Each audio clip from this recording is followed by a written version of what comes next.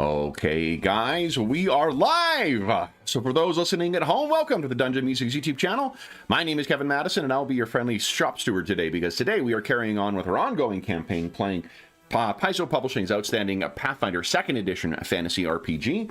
And we are playing through, actually kicking off a brand new mystery in our ongoing Spires of Paridar campaign. This is a campaign set in our custom setting of Paridar, a city of occult conspiracy, industrial progress, and class disparity. Did I put the word Coalpunk in there? I think I did. No, I didn't. I'll say Coalpunk. Coalpunk! It's also Coalpunk.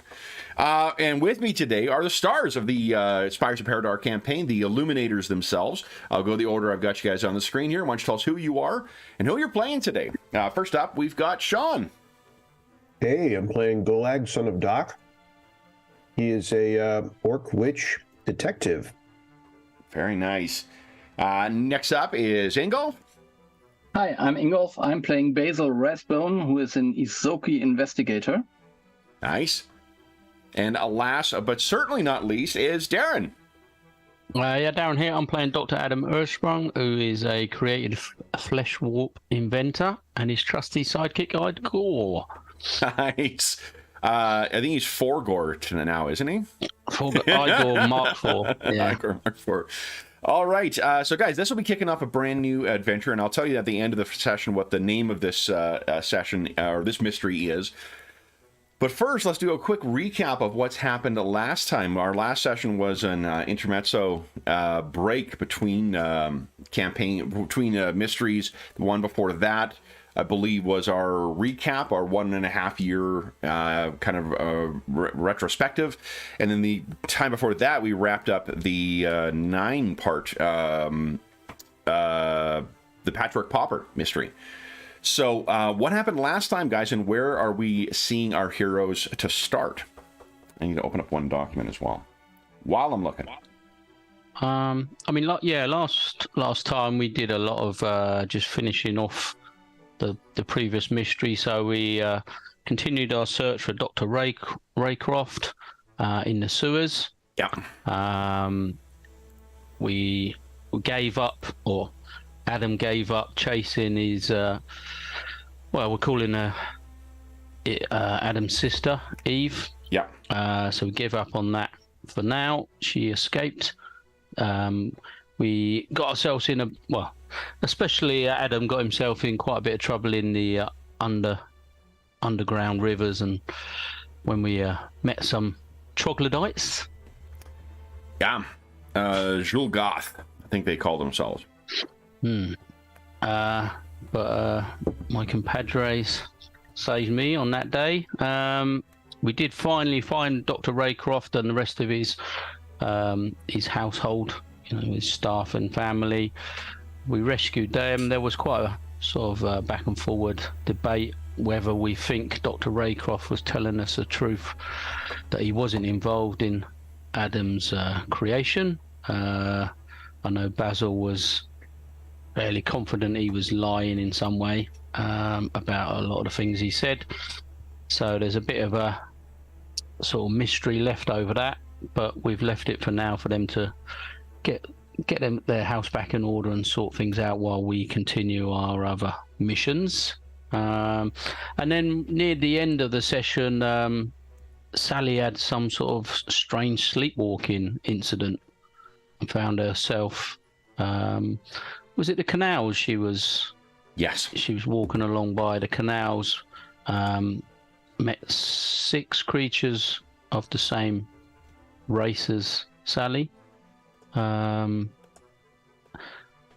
The sages, there were 6 of them, and they called out Free the 7th Sage of Sorrow, who's been held by the land. Well, they had a bit of a discussion, and it was said that they were being held by the land dwellers.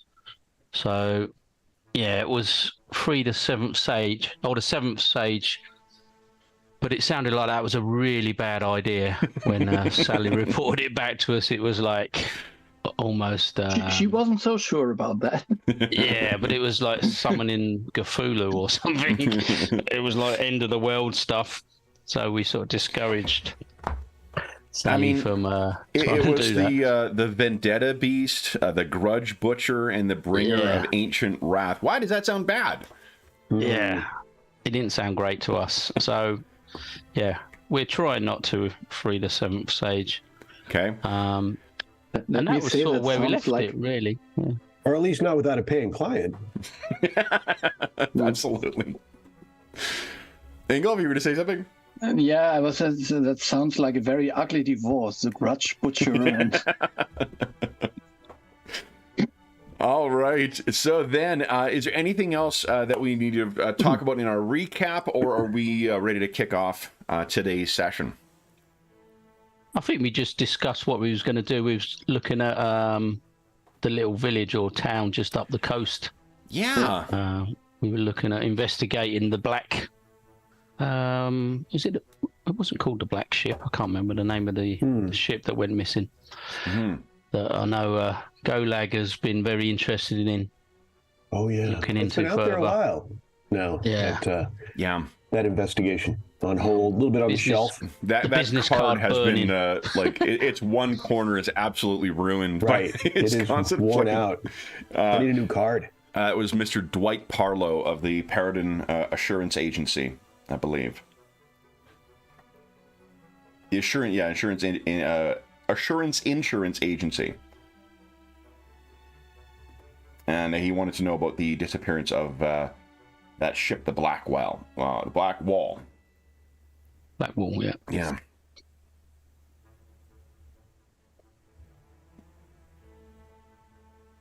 Anything further to that we need to talk about before we dive in? No, there was this thing that Sally wanted to talk about, this submarine stuff or so, but I think that's something for another day. Mm-hmm. Well, I think that we've got nothing else to talk about for review. Then let's head on over to the office and talk about a pending meeting that you have, because you do have a appointment with Mr. Parlow, who is requesting an update on the status of the investigation. So I think you guys would have had time to prepare for this morning meeting. This is probably taking place maybe 2 or 3 days, maybe even a week after the previous the events of the Patchwork Popper. And what preparations would you want to make to get ready for your meeting with Mr. Parlow?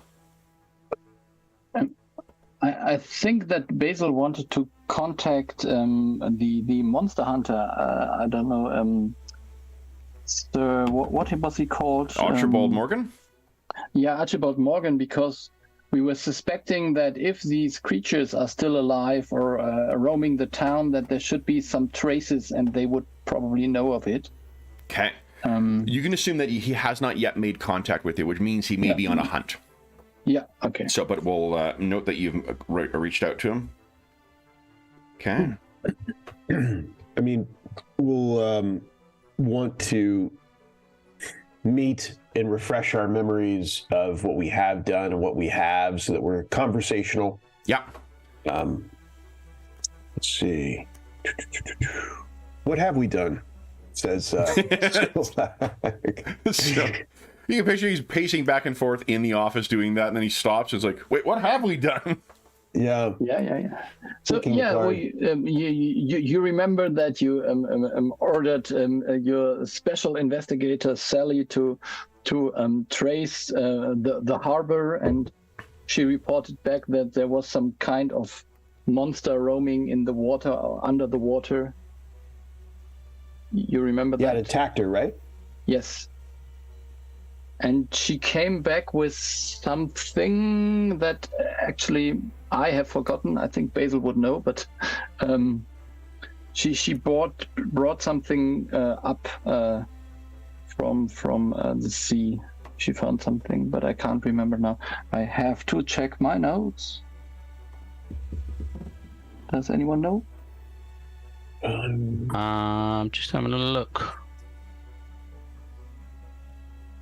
I mean, we worked out that the creatures had eaten like the brains or controlled the victims in some way. We'd sort of try to identify the creatures that had taken over the crew. So we think we identified those, the creatures. There were some rumors about the ship at the party we attended. There was rumors of a second ship gone missing. Second ship, and that the ship, any of that. The ship 8 people was out there as a strange suggestion. It was haunted, enormous crustacean seen in the sewer was out there as a rumor, and the Dagon community is somehow involved with the ghost ship. Those were Dag on the sea. Yeah. And I think that's what we probably could just tell, that we have uncovered the sort of trails that lead us to Dag on the Sea, and we are going to go there, or something like that. Yeah, investigating the creature was in the bay that Sally found. Is that right? In the bay? Yeah. So we're following up on that, and the crustacean in the sewer, the Dagon lead. Yeah. So just non sequitur, guys. They changed the way you add PDFs is different now. Oh. Yeah. I just noticed it's separate. It used to be part of the handout thing. It's a separate thing now to adding folder or adding PDF. So they have made. We were just talking before we went live about that feature needing a little bit of work, and apparently it did. So. Nice. Or did get some work at least. Yeah. I found out what Sally found on the Blackwall ship in the harbour. So she found the creature and a button from a sailor that was manufactured specifically for the Blackwall crew. Oh. So that's what she found in the harbour. A button, huh? Yeah. A button from a jacket. Also have. I'm assuming. I think we were sure that those things were the I don't know, the Deep Rider, Black Riders, whatever, some kind of Black Tide squid Riders. that basically control you. At least it sounded like that. Yeah, so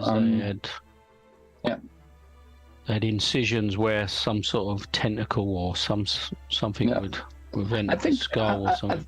I think that's something that we could just report, that there's evidence, or at least some kind of trail leading to this Dag on the Sea, and some sea creatures doing some kind of infestation of the crewmen, and that's why nobody was on board. Yeah. And what do we know about Dag on the Sea? Was there anything more? Like, why were they? What was their connection? Do we recall? Was there anything suggested that we know yet, or just the name? You have the name. You've collected a postcard, and what you can. I mean, who doesn't want to visit there, right? What you can do is someone can give us a history check, or I'm sorry, society check for to see what you know about what you've been able to gather about Dag on the Sea. Yeah, I can do that if no one else wants to. Aiding is a reaction, so you can always, if you rolled not great, you can always have the others help you out. Maybe I'm a little bit good on this, and I think that's part of the investigation. I would agree. Surmise. Yep. Look at that! Holy shit! So that's incredibly good. Here's what you know. So on a surface level, Dag on the Sea is like many coastal villages. It is a fishing village, or primarily has been. It was successful enough that as Paridar industrialized, it also has a cannery put in there now. So some of the locals who are being, as farms are consolidated, are able to go move into the village and work in the cannery. You also know that it has because of its relatively nice climate, there is a spa located there as well. It is, sorry, I can't read my handwriting here. It is the Scopia Holiday Lodge, which is said to be like a seaside place for people to go and relax and reconvene. And no one goes to it, but it has the distinction too of a unusual. For one, it has a very, very old harbor.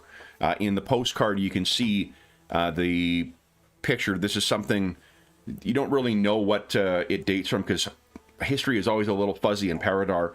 But there is that fortified harbor that is in there, and not far away, like a half a mile away from the village proper, there is a sunken keep or castle.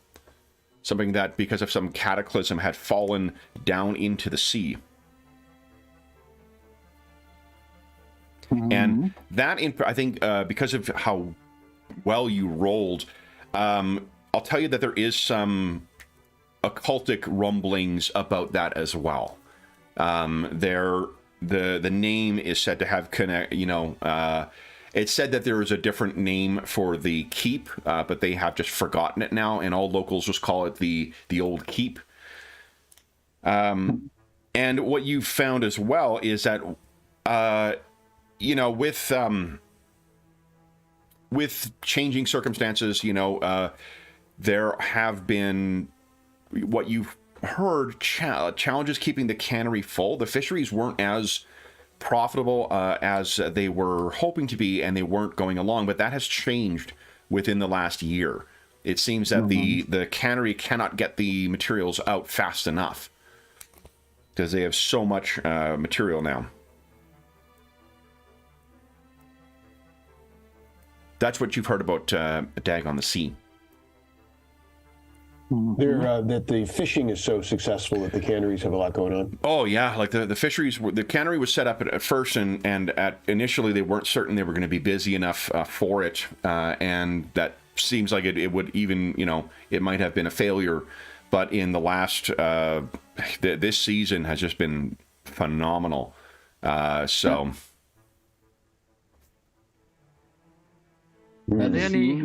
suspicious at all. No. The only other thing I did find, with regards to notes and things that we'd had from the past, was Bryce Thornburn from the Ministry of Internal Security had sort of half promised us some information. They might be able to help us with the Blackwall ship investigation if we remove Brother Loeb from society, and that's obviously been done. So maybe it's worth knocking on his door. Yeah. See if he can help us in any way. That may jump to the top. I mean, going to Dag on the Sea was the obvious, but how can we not stop off at the Ministry of... What was it? Ministry of... Internal Security. Yeah. Internal Security. Yeah. Internal Security, yeah. The men from MISS.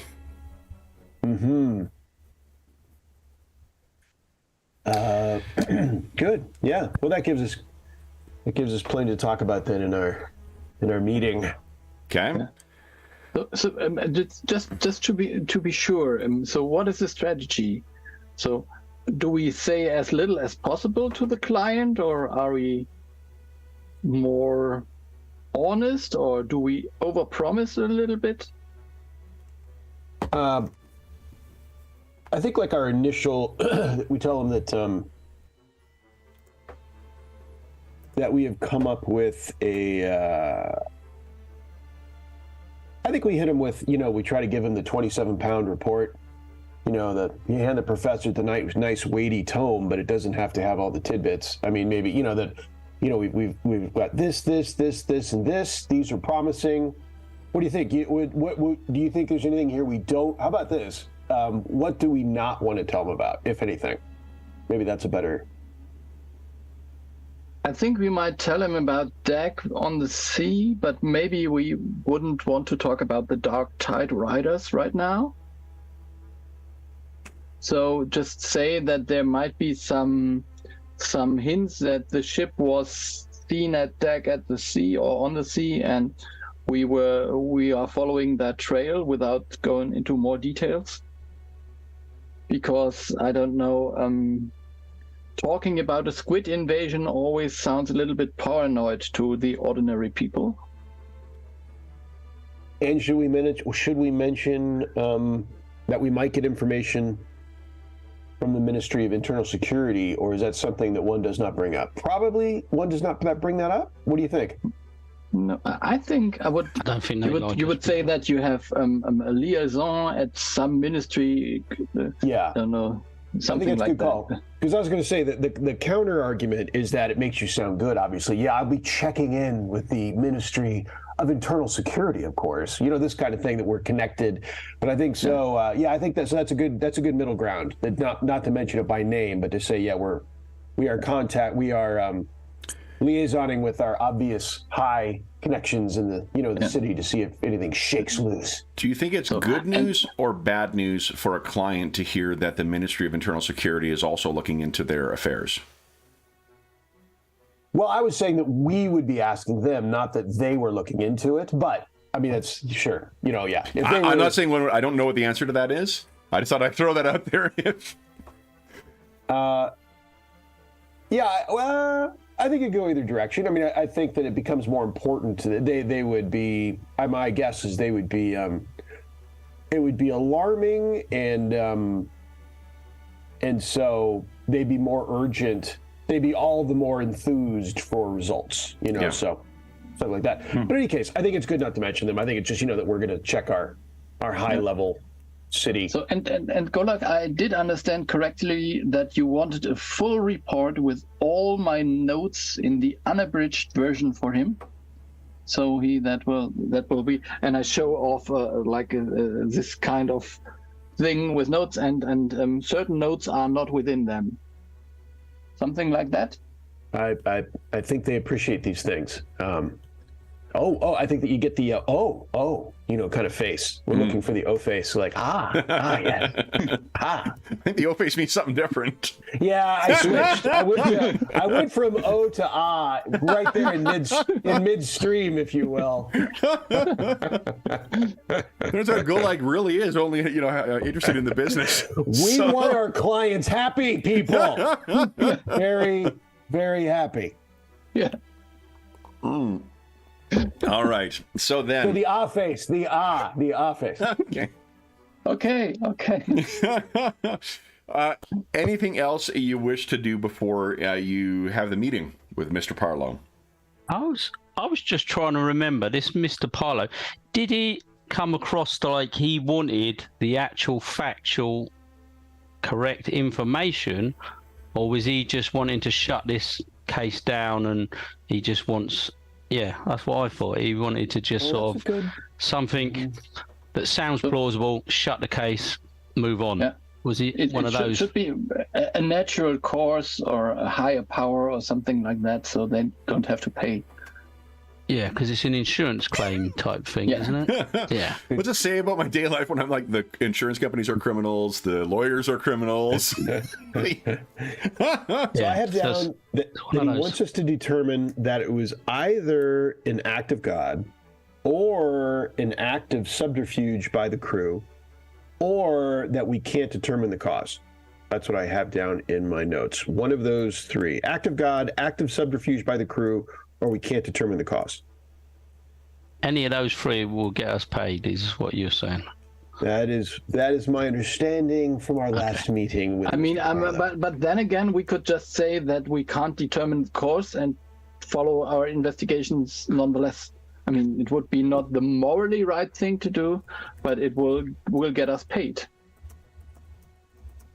Yes. I mean, the act of, and of course, the definition of an act of God is kind of, one would want to, I think what we're pursuing in Dag on the Sea probably would qualify as that. We're looking into something that obviously they had absolutely no control over. That kind of, it doesn't actually obviously have to be act of God as a phrase, not I don't think so. In Paridar, like the literal hand of God coming down. So it's, it's something that there's no power, there was no control whatsoever. So, I think we're pursuing that. I think it matches. Which we'll tell him in the meeting, which we'll allude to in the meeting, I think. I think you tell him, yeah. You're gonna be under the table at that point, Basil. Is that what you're saying? You're gonna be under the chair when that comes up. Maybe I don't really know. I don't talk to I mean I'm not good talking to insurance company people. They don't. Fair enough. Anything else that you guys need to deal with? So we have the button. Do we have the button, Dr. Ersprung? Yeah, I believe we still got it. Yeah. Yeah, I think that's good. I think at one point we wanted you to give some kind of aura reading of the button or some kind of thing, but we didn't follow that up. I don't know why. Oh, I did something. That's a good call. I swear I did it, right? I did something on that ship. And I may be misremembering. You did it on the ship, but I'm not sure if you have on the button as of yet. I agree. The ship, though... Whatever, it's not called psychometry, but it's effectively psychometry. Object reading, yeah. I believe.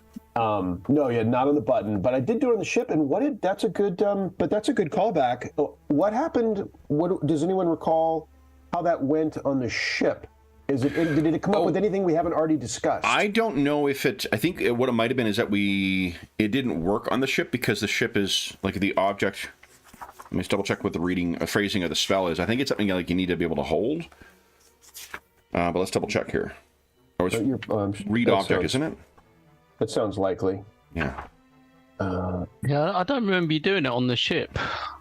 Object reading. Okay. I don't remember that.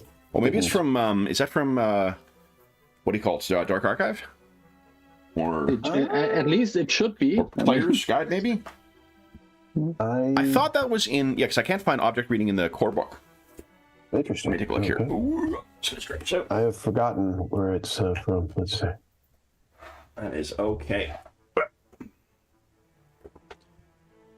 All right, so here we go. I think Advanced Player's Guide, maybe.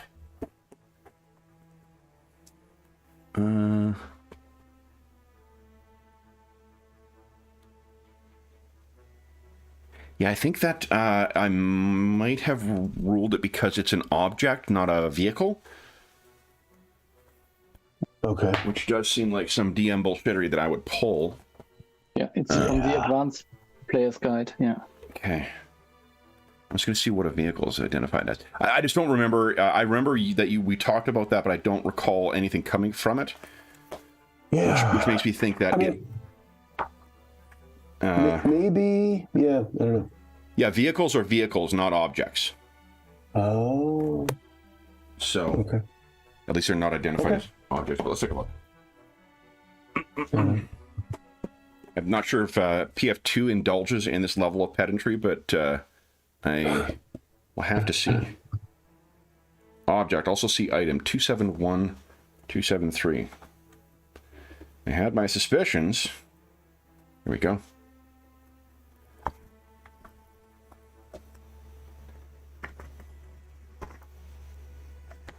Okay. I think that's totally valid interpretation. Just to say, well, no, it's a ship. You can't hold it in your hand, so it's not.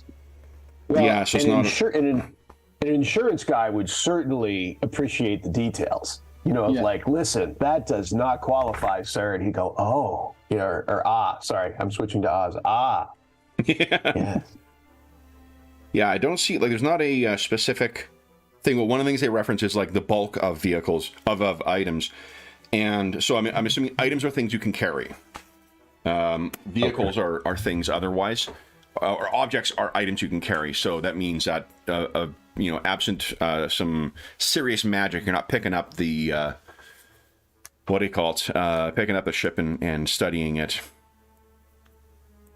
I mean, the kaiju arc of our story doesn't happen until at least level 12, so. Right.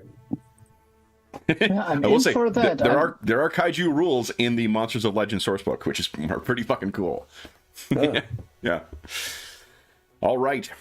So that what that does is it rules out the possibility of studying the ship, but it does not rule out the button for sure.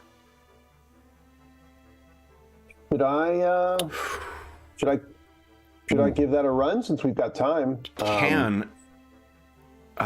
It's the timing Oh, but what level of your max level spell is 3rd level now, right? Correct. It's within the last month if you heighten it to 2nd. Yeah.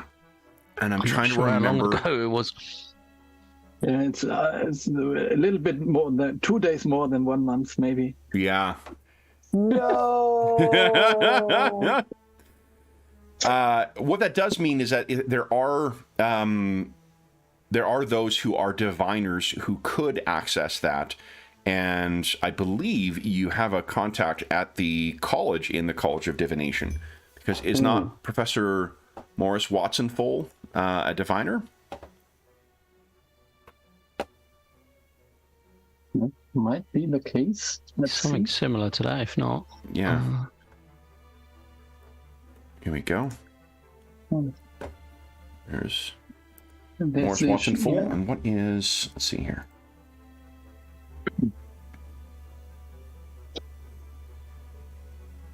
He's a Vice Dean of Enchantment, not Divination. And Raleigh Galberry is Conjuration. So you could, in theory, have call in a favor and try and speak to a diviner there. I think it probably makes sense. Okay. Anything else you guys wish to do before your meeting?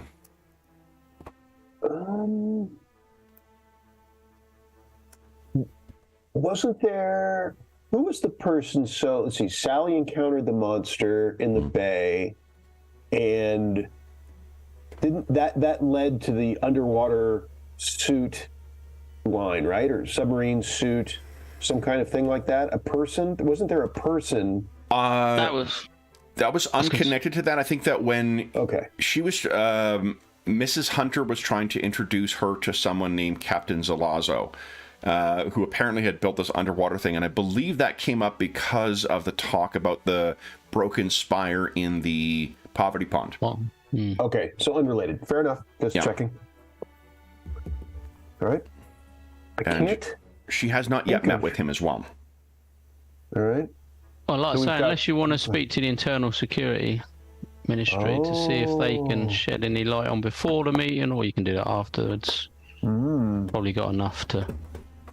I think Golak is a little bit, I don't know, beside himself. I think he's easily He's preoccupied, distracted. isn't he? Yeah. Well, we haven't been on this for a while, and he's getting excited about finally hitting the insurance company with some satisfaction, some dollar signs, some. We've all found that Golag's a little bit distracted recently. Yeah. I beg your pardon. We were more thinking about pictures, you know? I have no idea what you're talking about. Guys, it is a heavy burden when you are a muse to be carrying that around. So it's understandable that Golag would be so distracted. Let's stay focused, people. Exactly. So then, anything you wish to do or track down or pursue before you meet with Mr. Parlow, or you want to have the meeting, give the update, and then proceed with the investigation? Well, the two possibilities prior to the meeting is are the divination of the button and possible divination of the button and possible meeting with the Ministry of Internal Security prior to the meeting. I don't know. I guess why not? Right? I mean, if we have time, we've got a few days. We don't necessarily need to be at all the meetings either. If someone wants to, I mean, I think Golag would like to be involved in the Ministry of Internal Security inquiry. He's fine with being involved with everything. I mean, we've got enough time, I think, for all of us to go on everything. It sounds like, so it's not like we're limited to, 12 hours or something. In which case we might break, separate. Yeah. What do you guys think? Well, you don't have a way of contacting Miss as of yet either. You met them through your father. Okay, so there might be an additional meeting needed with... Well, I think that what you could safely rely on is that... I only mention it because I think it is... what's his name here?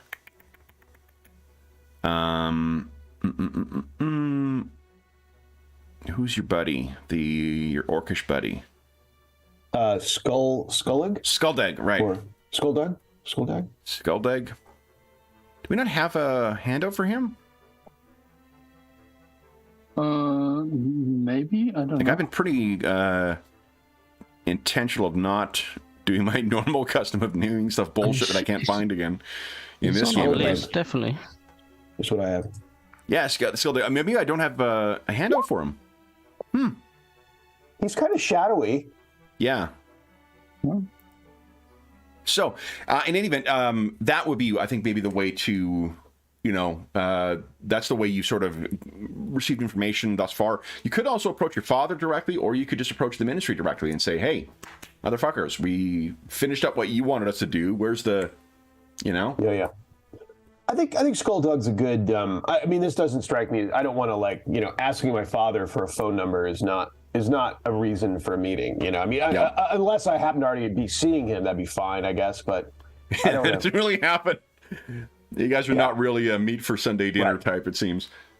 So I think Skulldug's a good, it's always better, and going through the bureaucracy is a bad idea unless you absolutely have to, so we'd rather... So Skulldug will be the... Yeah. Okay. Or at least first attempt. If he can't, I don't know, for some reason he can't, but yeah, it's a good first... Okay. Give him a crack at it. Okay.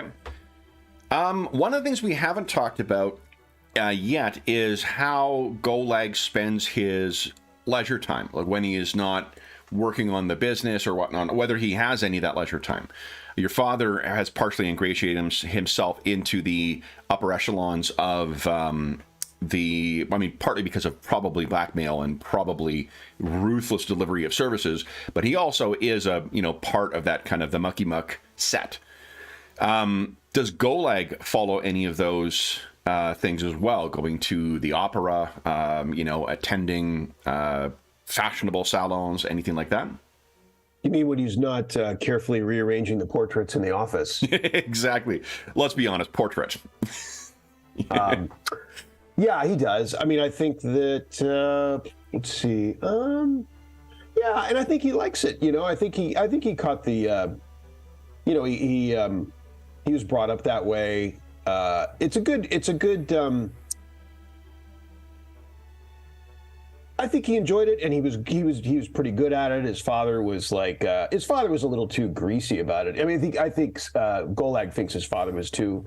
He was a little, he was over the top, but that doesn't mean Golag's any different. Well, your father really. Probably more it may be more thuggish than, like, you blend much better, I think, naturally in those things because you grew up in that, whereas your father forced his way in. Yeah, and I think my sense is that Golag is more gravitates towards persuasion, while his father gravitates towards intimidation. Mm-hmm. So that difference, that distinction, and I think that makes Golag maybe, a little, in a sense, maybe at least in his own mind, better than his father because he actually likes some of these people. Like he doesn't mind just being, just interacting rather than always grinding them for something. Mm-hmm. So yeah, I think he likes it. He's pretty good. His skills and talent, feats rather, represent that he's skilled at it and probably likes it. Okay. Basil or Dr. Earthsprung, anything you guys are intending on investigating in relation to this before meeting Mr. Parlow? I think we could go on this divination quest if we wanted to. Do we want to? Yeah. Adam, I think we should do this together. Okay. Yeah. We can look into that. Okay. Yeah. So then... go ahead. I just wanted to say, I always picture this small Izuki and then Dr. Earthsprung and then Igor, it's even greater maybe. And then... That's true. Is there any possibility you're in Igor's pocket? Something like that? No, that's not. Little Basil's legs moving twice as fast as everyone else's. Trying to keep up. Making his way across Collingwood University campus as students are making a wide berth around this trio. Who do we want to do first then, guys? Are we going to do Golag following up with, or trying to follow up with Skulldug, or are we heading to the university? Go ahead. You guys can, now that we have in our mind pictured, I guess Dr. Earthsprung is not a practical joker, because otherwise there'd be temptation of at least telling Igor to pick up Basil, even though he's not going to actually do it. This kind of thing. Pick him up, give him a hand. This kind of but no. Okay. Who is it you're intending on going to see? Professor Watson Full, who seems the more yes. social butterfly type? Yes. Yeah. Yes. Okay. So then it is. Let's see that you're going to be meeting with him. We see you guys, making your way across Collingwood University campus. I need to find some illustrations of Oxford in the 19th century. They're always so pretty, which doesn't feel appropriate for so, all those greens and then the boats rowing and so on. Yeah. Let's see here. Why don't we use? Let's see. We'll head on over to not the slum. Let's go over here. It's not quite right. This is more downtown, but it'll do. So, because of course there will be a chapel to the Heavenly Host on campus. So you guys are making your way across the campus. We see you going into the School of Divination. Collingwood, of course, is not just a magic school. It's, there are lay studies that happen there as well. And a meeting of the faculty, kind of lets out, and you see a diverse variety of people who are coming out of different ancestries coming out of there. There's even one automaton. It kind of makes its way along, like a professor version of Igor almost. And among their numbers is Professor Watson Full, and he, I think, quite would probably notice you guys pretty quickly, and he says, "Oh, Dr. Ersprung, Master Rathbone, how do you?" Professor, yeah, we're doing well. How do you do? Oh, faculty meetings, I swear. I missed the time of the war. At least we knew where the front was and what we were fighting over. This tenure, my friends. Tenure is something truly... you would think it more valuable than anything. All the riches of foreign lands. But those are my travails. What brings you here? Yeah, a couple of things. So, But first... Yeah. Doctor, your event is truly the talk of the town. Few fundraisers end in a matter of a gunfight and skirmishes, and then the sudden disappearance of the hosts in order to rescue others. An unfortunate ending to the evening, but I'm sure most found it entertaining nevertheless. Oh, indeed. And your Miss... I'm not certain what... you would think you have Miss Carrington on payroll, the way she framed the hero of the gala. I trust that the donations afterwards were suitable for the glowing review of the event and your subsequent heroics. Everyone has been most generous, and I assure you all the money will go to good use for much time ahead, hopefully. I certainly have no doubt. And I tell you, our my papa still has fairly strong control over my finances, so he seems to have taken it upon himself to believe that I'm some sort of wastrel. I can't imagine where he gets that idea. In any event,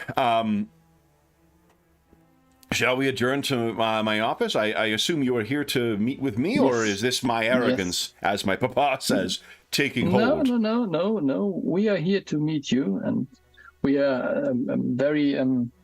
we hope that you might help us, let me put it this way. I will be whatever help. The first thing we should do is... I am seized by a vicious thirst, and I think we need to address that. Fortunately, I have just the remedy in my office. So you guys, maybe he bullshits more on the way there. again, like while he is a professor or an assistant professor of he's vice dean and he is a professor. Yeah.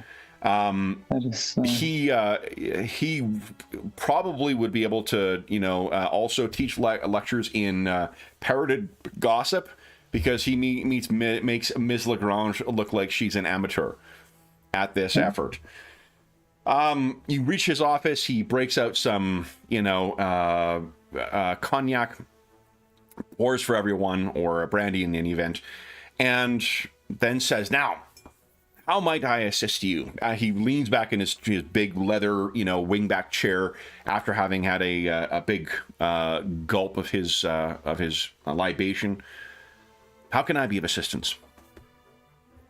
We have an object found from a certain ship called the Blackwall. You maybe have heard of it. Blackwall. Why is that name familiar? It was a ship that was like a ghost ship. It came to the harbor without its crew. Yes, the ghost. And you are working this case. Interesting. And we probably need someone who is even more specialized in divination than our own Golak, because even his powers are limited. So you came. Unfortunately, my speciality is the placement of magics upon things. However, I know someone in the faculty who I believe has reached the point of forgiving me, and I think that I could follow up with her. And do you have the object with you? I think we have it, yeah. Adam. So he takes it. What are these markings on here? Is this a name? I think it's the manufacturer, is it? This is from the Blackwall. Yes. A uniform worn by the crew. One of the crewmen who is missing. So we hope that this kind of object might reveal what happened to the person wearing it before. Interesting.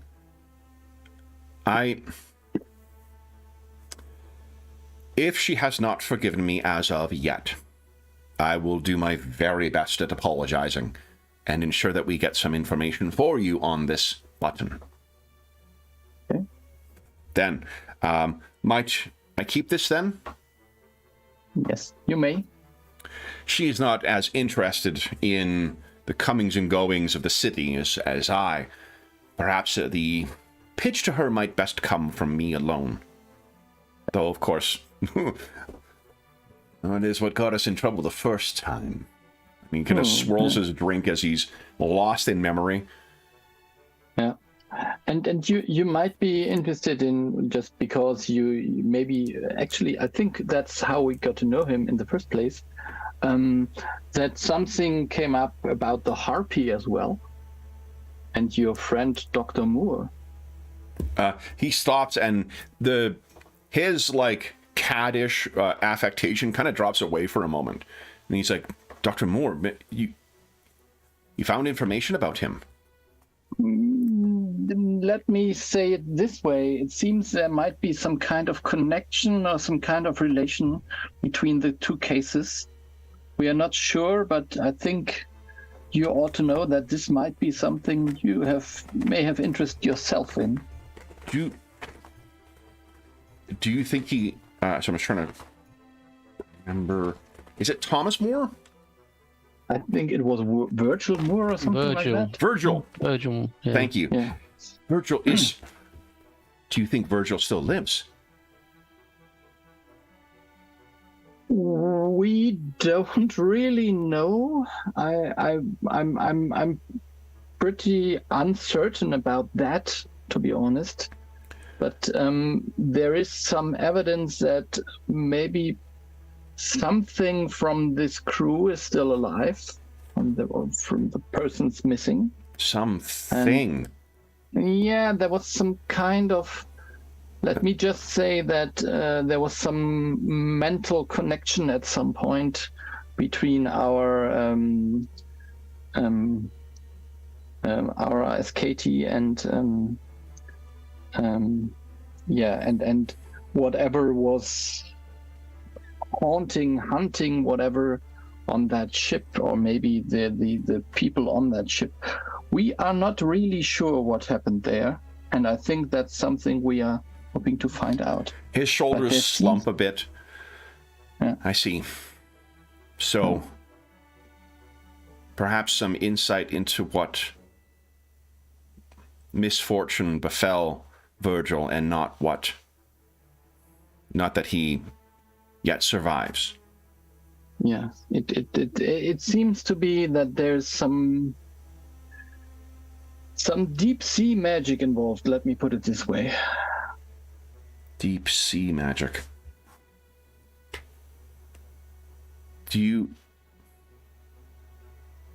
Is Sally involved in some capacity? No, I don't think she's involved. I mean, maybe she's in danger, but not. She was not in danger. Yes. And then he's bristling up again now. What danger do you speak of? Something contacted her in her sleep. And I don't think you would call it a nice spirit. Some kind of ill from beneath the waves. Now, you may think this to be more of the incessant matchmaking that Daphne and I so love to indulge in, but do you think that Sally would be comfortable with Archie knowing of this? If you ask me directly, I don't think she would. She would not mind, or she would mind? I look at Adam. Yeah, again. Archie is a lug, and in many ways a fool. But if there was something stalking at my door, I cannot think of anyone I would want standing in front of it than Archie. I think I would rather Sally a little uncomfortable, but safer. Shall I say it that way? I mean, she will not be amused, but that is for sure. But then, safety is paramount. A angered Ms. Dumer, I take it then we agree, is preferable to an unwell one. That is my preference. I will. Archie is so afflicted with discretion that you would think him transparent at times, or not present at times. So I trust that he will use his discretion. But if there is something grander that is bedeviling her, his order might be best appraised or best positioned to address something of a grander scope. And perhaps we can give a final answer to Virgil's family as to his fate as well. Yeah. Then he holds up the button. I will do my best to get an answer to you promptly. I will use my very best charm. Thank you so much. And you. Then, anything else? We can't thank you enough. Oh, I am already thinking of a way. Don't you worry. He finishes his drink, toasts to you guys, and then you guys leave. Anything further you wish to do on Collingwood University campus? No, I mean, do you have any friends here, Adam? Someone you want to visit? A Leshy, maybe, or something? I mean, yeah, I like him, but I don't think the time is right, unfortunately. Okay. Then we cut to Golag. And this is, I think that you are at we're coming to you at an intermission during a performance of an opera that purports to deal with some legendary elven, romance or something like that. Something Baroque and involving immortals and, whatnot. The typical thing. However you feel about the performance. Oh, by the way, everyone has now 2 hero points because I forgot at 1 o'clock and I forgot or at 12 o'clock and it's now 12:30. I mean, no, don't take that as a foreboding turn of events. But in the event we start rolling some dice. 2 total. 2 total. Yes, you'll be at 3 total. 3 in total. Okay. You've gained Gotcha. 2 new ones. Got it. So, Golag, you have come out of the intermission, and whoever, do you think you go by yourself, or do you think you're always someone who comes as a guest, or do you think you're someone who always brings a guest? I think that I think it would be unusual that I would go by myself. I think I would use it as kind of like a company that gets seats at a sporting event, like you do it for a reason, And Yep. I mean, he likes the opera, but it's purposeful, and so he'd always be even those tickets you can offer 8 times that they can't make it is perfect because you keep getting you give them away 8 times in effect, right? Yep. So he's always reaching out, and so he probably goes with at least he tried to go with someone. He reached out to a number of people that he uses it to say hello. Like, oh, I haven't seen you in ages. Say I have a ticket to so and so.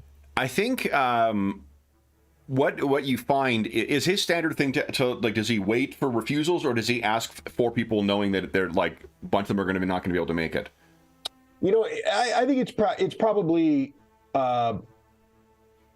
He would like to be thoughtful about it, more thoughtful than his father. But it depends on time. If there's no time, then he would send out a shotgun effect and see what happens. If he's only got a few hours, then Yeah. So I think what you find is, unlike other past events, like the first one you request gets you, and what they're particularly interested in hearing about is this whole, to do at the charity event, Dr. Ersprung's charity event, the Barrowhead Mission fundraising, and the rescue of Dr. Raycroft. The Paridar is a place where it's not unusual for masterminds to seize the headlines, particularly of the more scandalous papers, and the fact that there was someone who was that's a good. Here's a question, guys. The only people who have met your sister, Eve, or Evelyn, I should say, and what was her surname? Let's see here.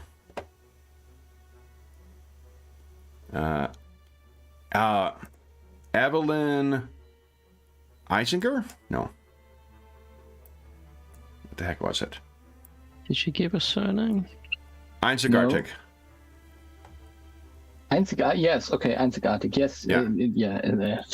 Surname, yeah. It sounds very artificial. But, yeah. It really does, especially coming from my tongue. So Evelyn was the only ones who would have known would have been Dr. Raycroft's staff, Dr. Raycroft, and yourself.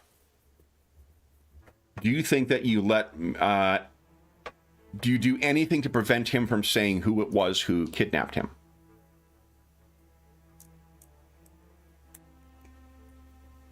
I'm more asking Dr. Ersprung here because I imagine he's the one who would have.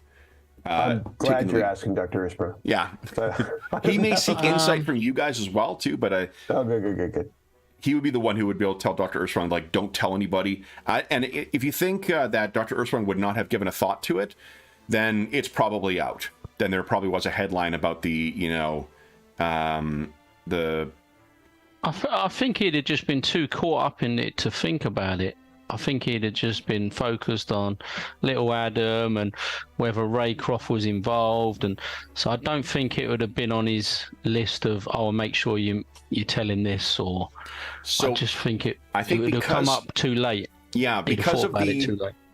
So it would only be the that nasty piece of work, the halfling. His paper runs with a story about the patchwork pirate, the woman who stole, who tried to kidnap a luminary among the group. But fortunately, thanks to the good work that you guys all did at the party, and probably Ms. Carrington's work, that the vast majority of the stories that are coming out in the papers are about that. But it is still, out there. So I think it says a lot, Golag, that the person, or at least what kind of papers they read, that not only are they interested in the soiree, they particularly want to hear about this other, patchwork person, the criminal.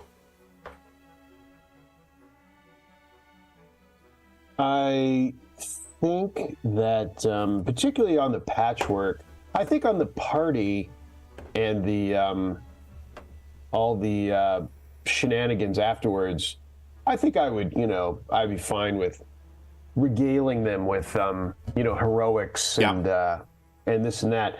As far as the patchwork, I think I would leave it to public information.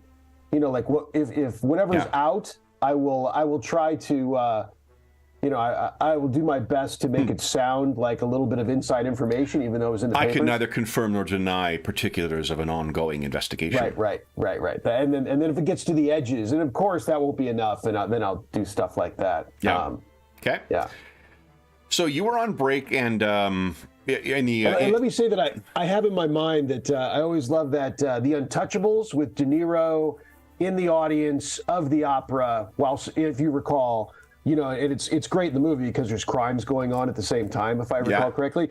But I love so the guy's giving it, and who doesn't love the whatever that guy, the soprano or whatever type of voice that was, just like, belting it out, just nailing it. And De Niro's like, oh, and he's crying. And, this murder, the mass murder of, is like, sobbing at this. And so I think, he's a little bit, he's in, so he's wiping his eyes and he's holding up his hand as the towards the singer, as the singer's like, oh.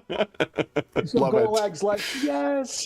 So he's gonna, he's done this all his life, so he doesn't feel embarrassed or anything. He's in, Absolutely, no. This is his territory. Certainly more than climbing fences. Yes, I'm part of the climbing swimming club, orcish swimming club now.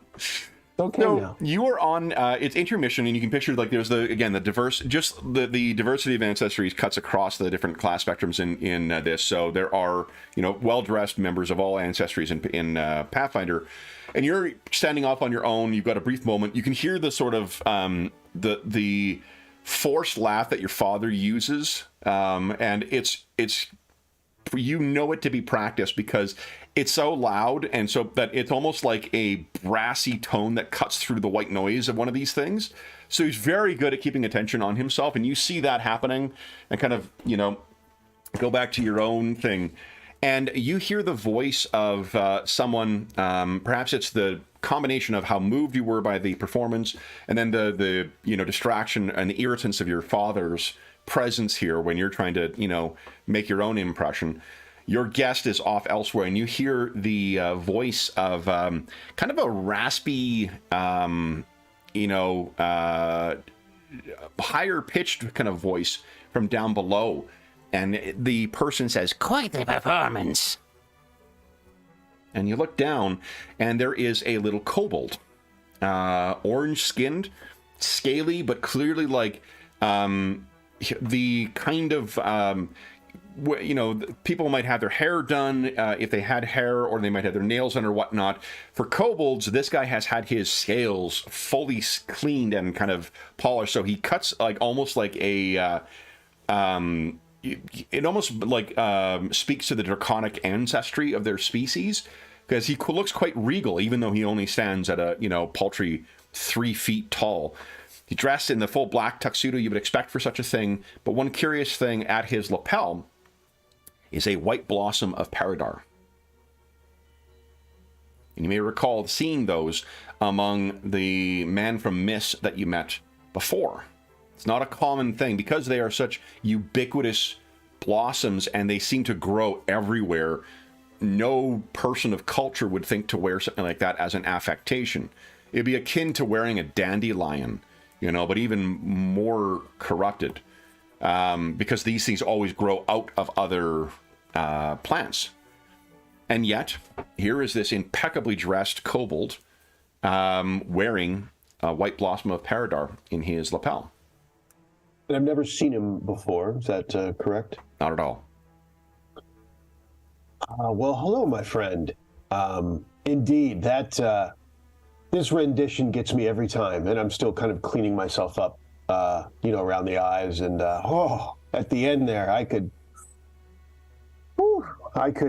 attend every performance.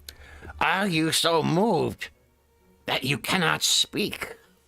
Would you prefer solitude? Perhaps that. Yes, maybe a moment to clean myself up with your gracious company. I hear the air this evening is quite lovely. It would do me good. Clean my sinuses after hitting those notes the performer did. He has a small, like, kobold-sized flute that he's delicately holding in his clawed hands. He looks up at you and kind of taps the end of his snout. Be seeing you outside. And he steps away, again, like, as it's got an element of, you know, if you were perhaps not used to seeing kobolds around, it would have a comical kind of nature with how, you know, how this guy carries himself because of their strange, you know, it's not cantilever, but I can't remember what you call the backwards dog legs. But they make their way over, and then he, like, just vanishes 2 steps in, expertly making use of the, you know, taller patrons of the arts that are here. What do you do? I guess make note of my presumed father's presence, like where he's located. Yep. At the moment. Yep. And then I'll give a quick look to see if anyone's looking at me. Sure. Give us a perception check, please. All right. Yeah, normally should be a secret one, but I don't care. Whoosh. Don't hear a point that?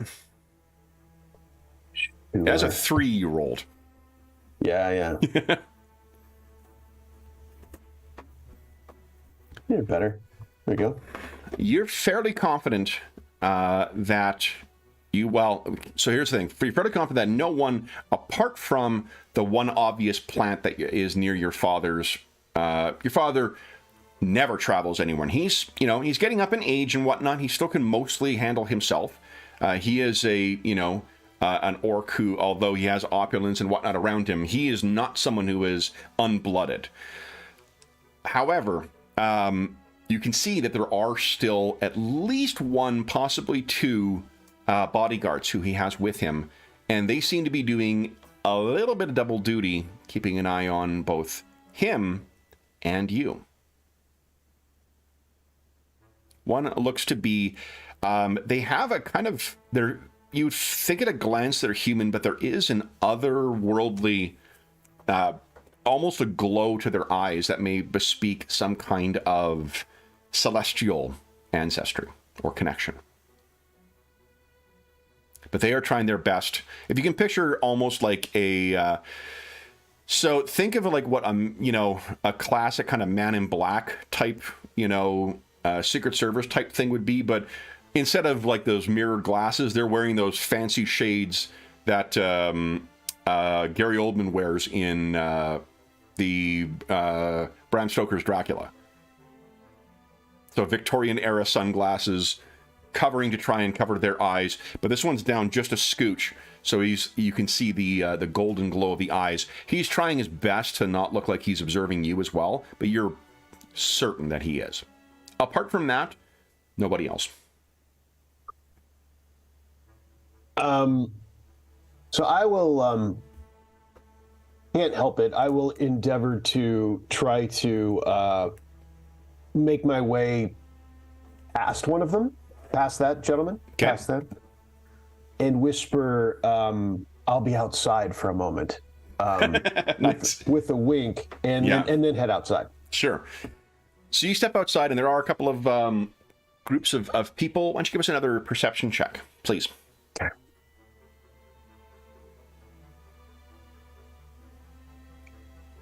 And you're, for whatever reason, I think just because you know how you would handle this, you stop outside and then you look over to your right to the darkest pitch where all the shadows would collect, and you just know in your bones that he's there.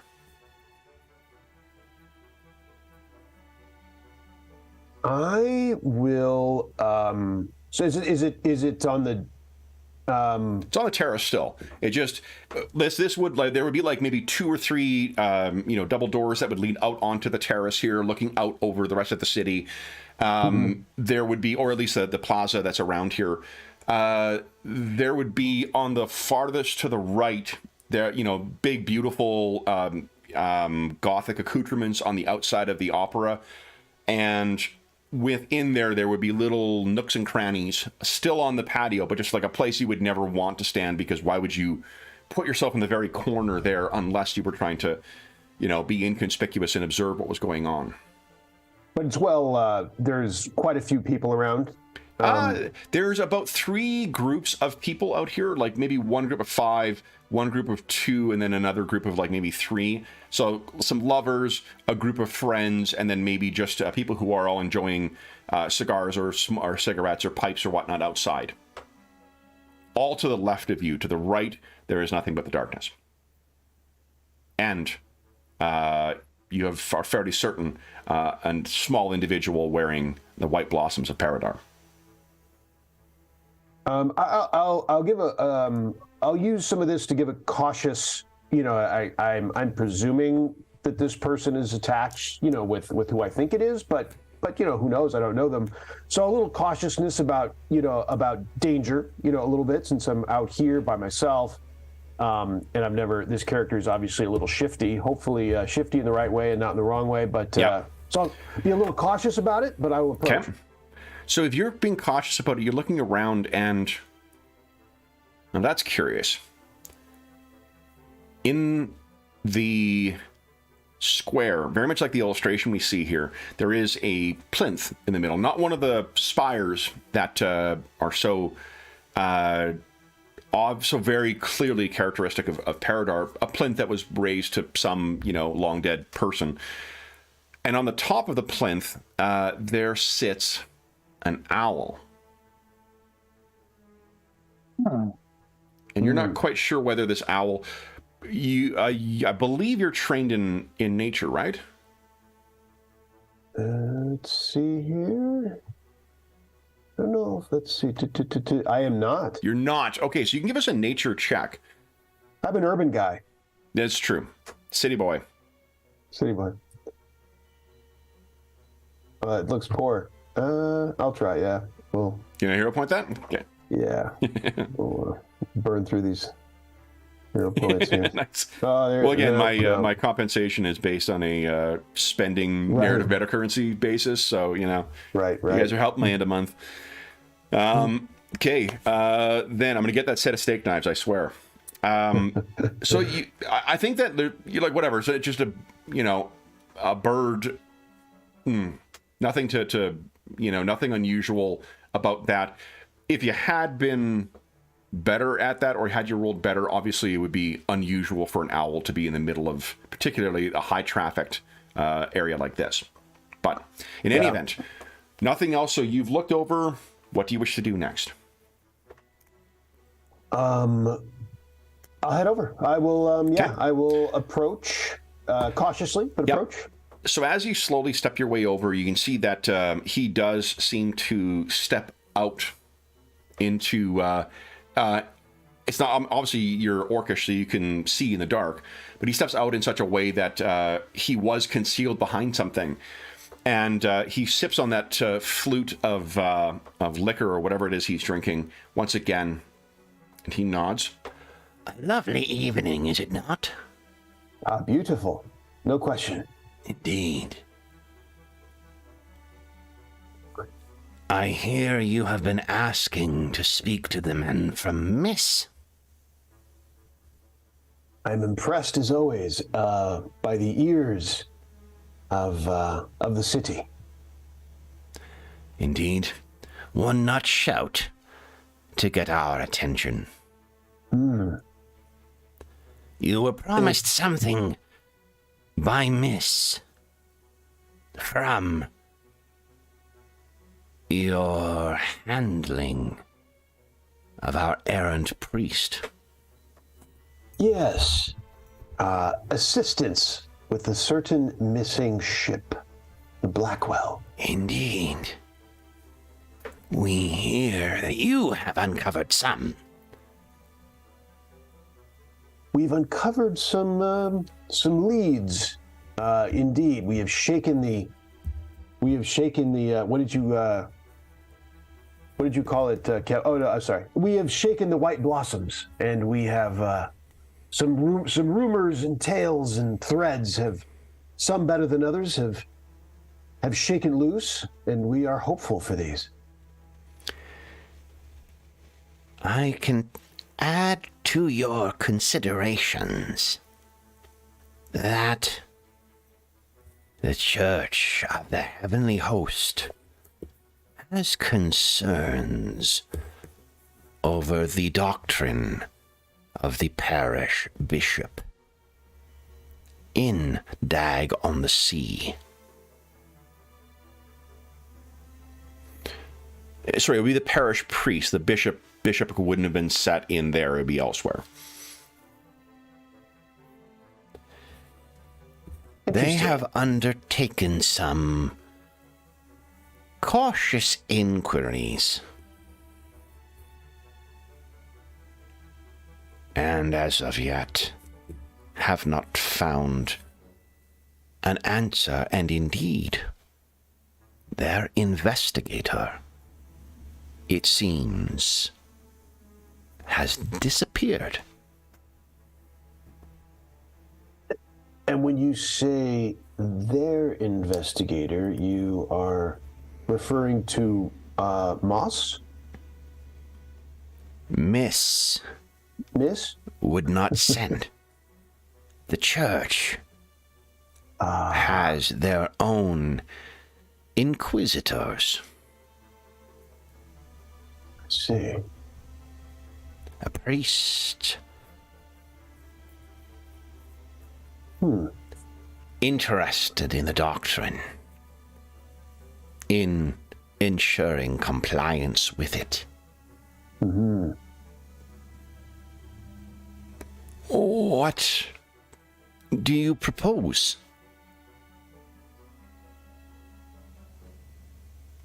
Well, I have heard that this Dag-on-the-Sea is quite nice this time of year and thought I'd find out for myself.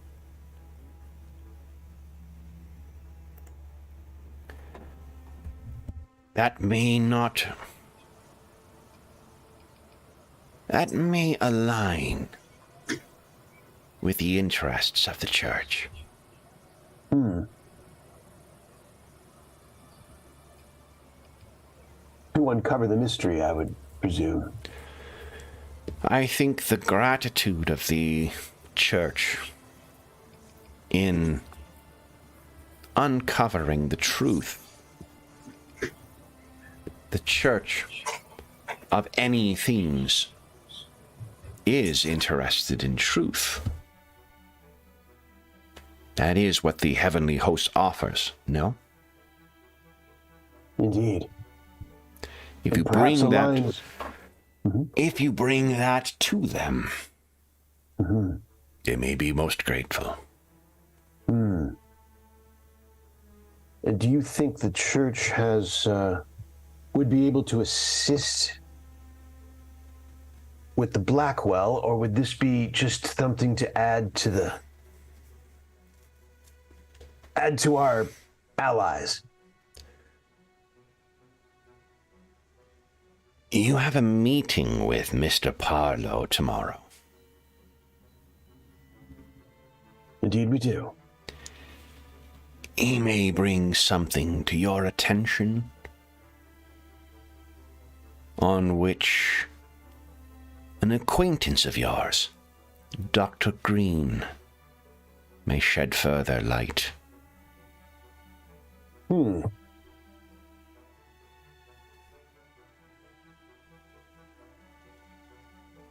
So, and perhaps our actions, if I do stop by the Dag on the Sea to see if it truly lives up to its reputation, might this also align with the interests of Miss in addition to the church? I believe that would. If you do, might I suggest, if you overnight at Dag on the Sea, the Shoregate Arms would be preferable to the Bishop's College Tavern. Or, at least, from what I understand, the church's man found the Bishop's College Tavern disagreeable. Good to know. It appears the performance will be commencing. Ah, may I know what to address you as, whatever you prefer? He looks up at you. And why would you ever need that? If we may speak again at some time?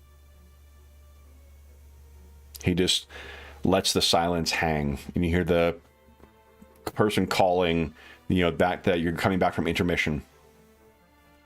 Enjoy your time on the coast, Mr. Golag. Appreciate it. Look forward to our next chat, and I will head back in. Okay. He seemingly disappears into the crowd, although you can give us one more perception if you're keeping an eye on him.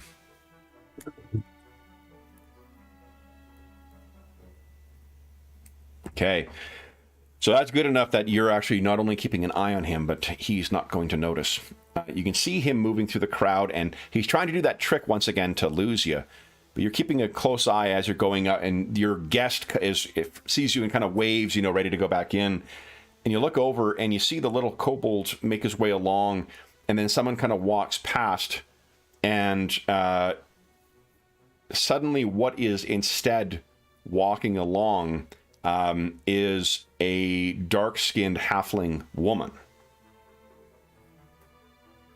She walks over, waves at some individuals, and goes in, and has the way that people are going back and forth. You can tell that someone is like, "Where were you? We were waiting for you. We're about to go back in," kind of thing. And she gestures and says that she is sorry.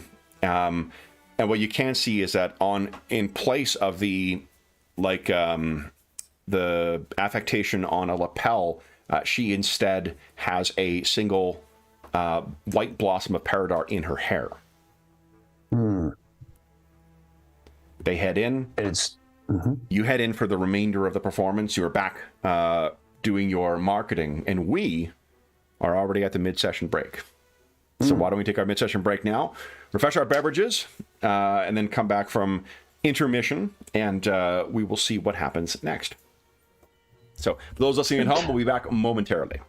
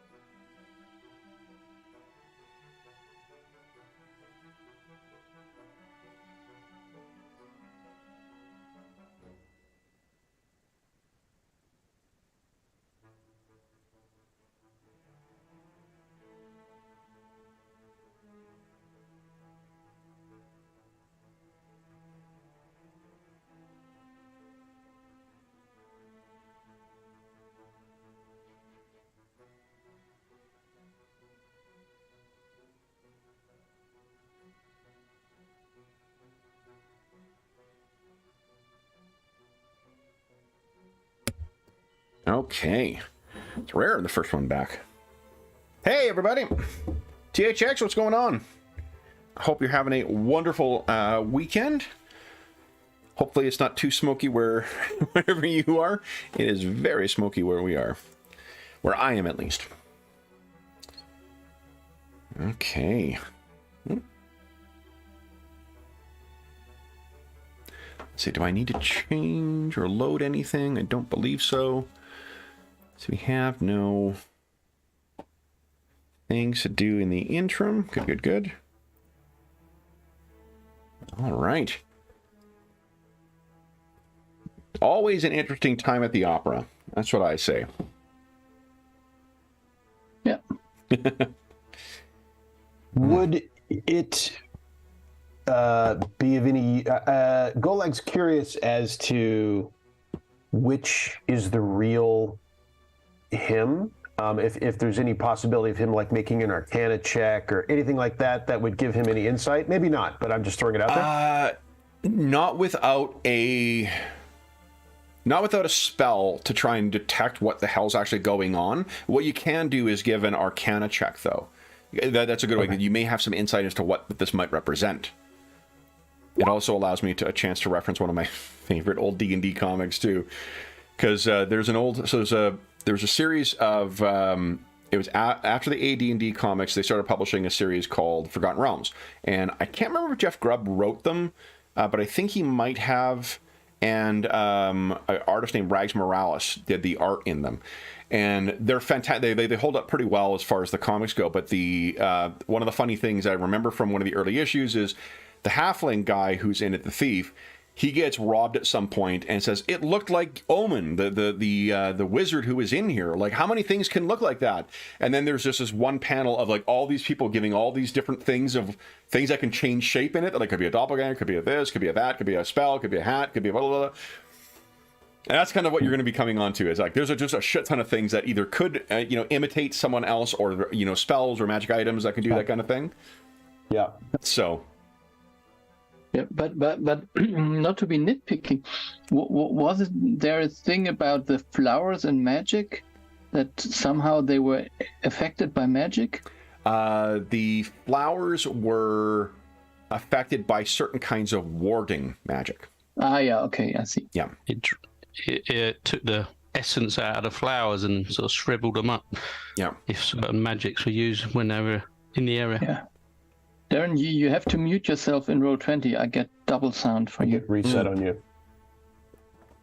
Oh, yeah, I mentioned I'm going to test Chrome again this week, so hopefully we don't have to do this nonsense anymore. Both Chrome... I tend to forget every time. I try to load it up in Chrome every time. Then I go, is. That's right. Well, we had... it was... there were the times where Chrome has been challenging before, but the last time we used Chrome, it just, like, everybody's processing was, like, their computers just went fucking nuts. So we were barely able to, like, we lost the stream at one point, and people cameras were shuttering and whatnot. So both Roll20 and Chrome have had updates since then, so hopefully it won't be an issue. But anything, so that's a long way of saying, Golag, that there's a lot of things that could look like. There's a lot of monsters that can make it change shape. There's, lots of different magical items, including the Hat of Disguise that could allow you to change shape. There's spells that allow you to change shape. So there's a lot of different potential ways. If you cast like detect magic close enough to this person, they may be able to see that. But yeah, that's all right. I was just it's all good. We'll. Did we get a hero point? Does that come with the break? It did. Yeah. Okay. Basil and Dr. Ursprung have already full plates, but yes, you go. I did. Yeah. Got to spend those things. Yeah. Yeah. So I apologize in case you also hear the cat.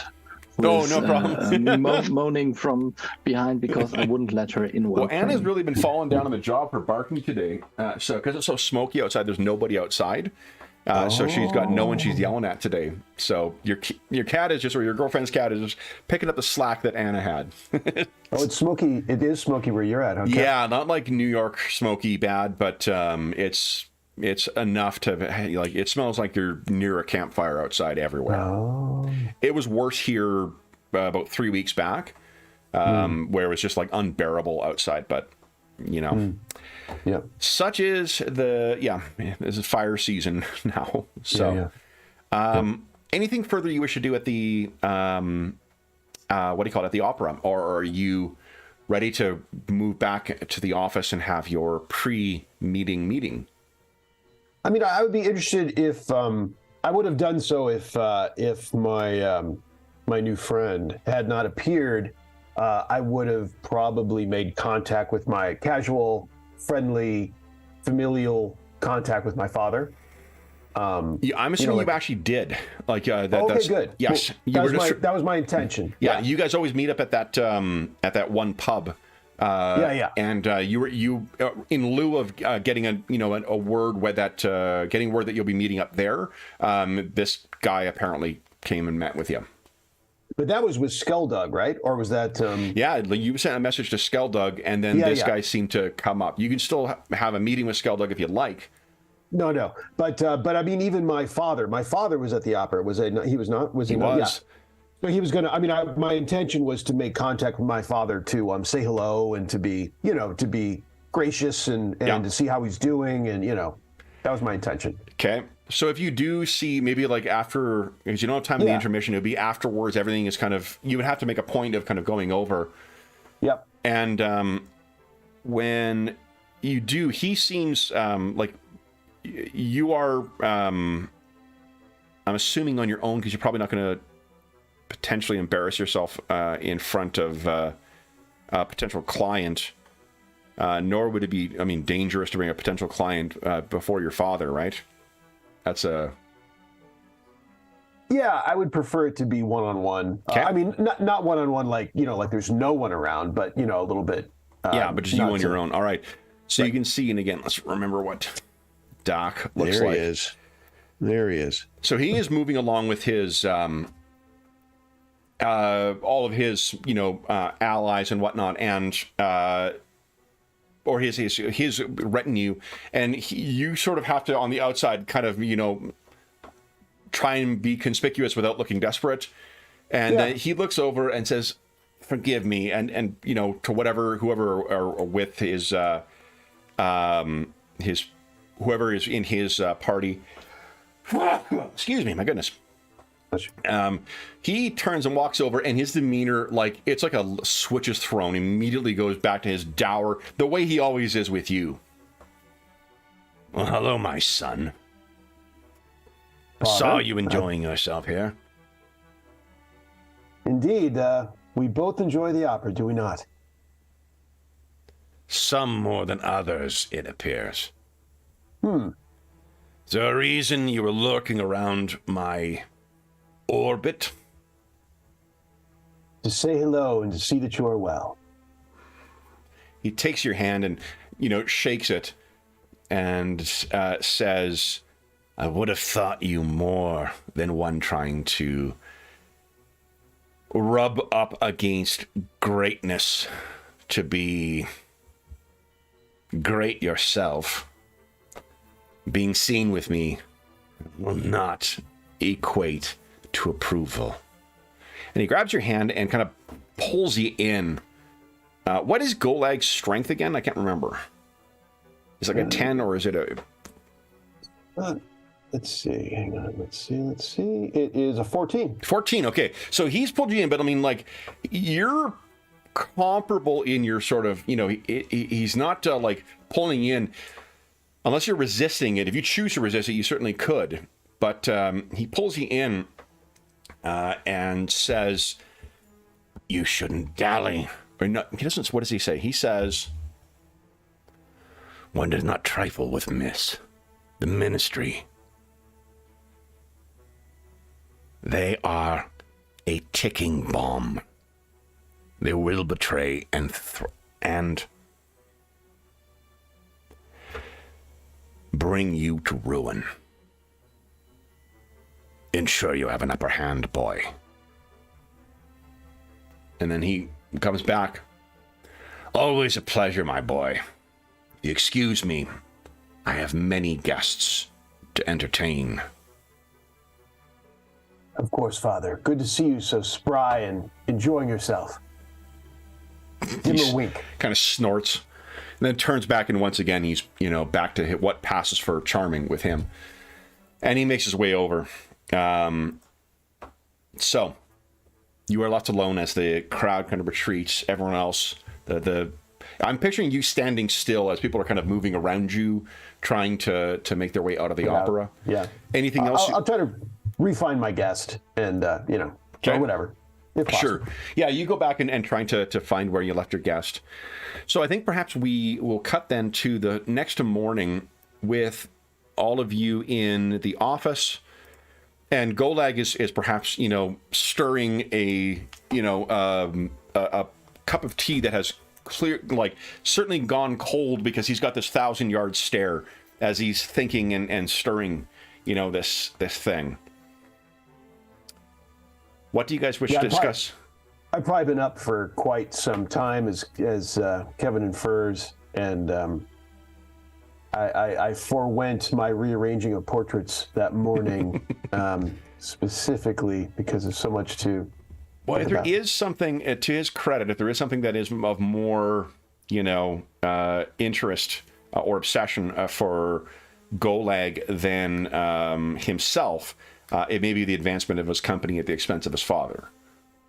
Mm-hmm. Does that sound right? Or yeah, and I think that Golag. There's so many. It's so complicated. Like, it's a classic family. Like, just and then some. Everyone has family situations, but I think especially because he was at the opera, Golag was up. He felt good. He had released emotions. Which is he doesn't really mind, but it's not all the time. And he's fully gave into it because it's art, and he's in. Yep. And he's enjoying himself. He's seeing people. He's going Peter and James and this kind of thing. And then he sees his father, and he's hopeful. Like, even though it's kind of ridiculous, he knows what's up, but still he wants like a little different relationship, and he allows himself to believe that temporarily. And then his father says some ridiculous nonsense. He's like, oh, that's right. This constantly has happened all his life. I completely forgot what the proper response was. Go fuck yourself, Dad. Not right. Right. But you know what? Then, the father pulls him in and gives him something. This is what passes for fatherly love with my father, and so he's like, fair enough, and he accepts that, so the whole range of emotions, the whole thing, once again, the whole roller coaster of. So why don't we do this then? Let's say this is the night of. This is quite late afterwards, after you've returned from the opera, and perhaps Basil, because of your investigator ability, I think you certainly have heard that Golag returned home. He's retired to the study, and you're sitting in. Maybe you're just sitting in bed and waiting to hear for him to go to bed as well, and you're realizing that at least 45 minutes have passed right now since he's gone to bed, and you have not since Sylvan has gone to bed, and that Golag is still sitting up in the study, and probably past experience with him would tell you that it's unlikely that it's an uneventful thing that's leading him to sit up, or lately to not go up and stare and gaze into that Frazetta-esque painting. There's no staring. It's nonsense.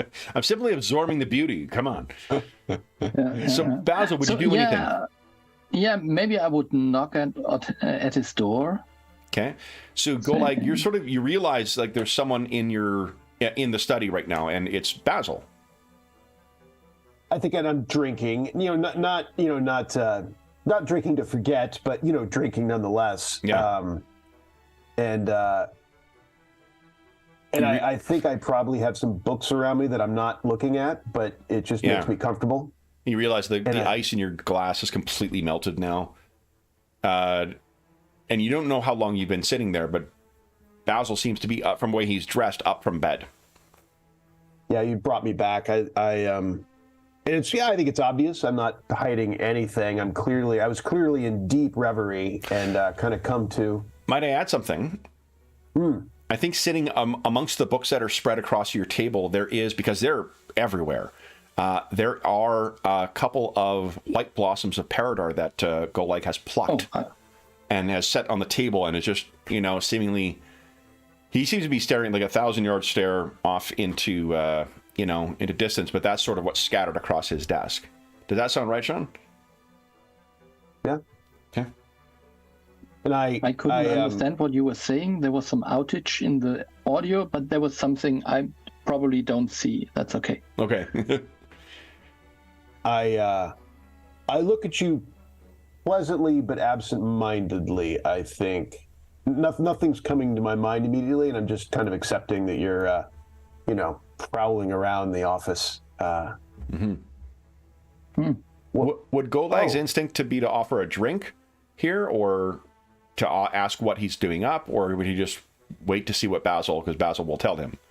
I think normally he would, but I think in this case, and Basil's aware that I'm at a loss for words, just not unpleasantly, but just because of reverie. And you've brought me back suddenly, and I'm kind of unusually at a loss for words. Gulag, are you okay?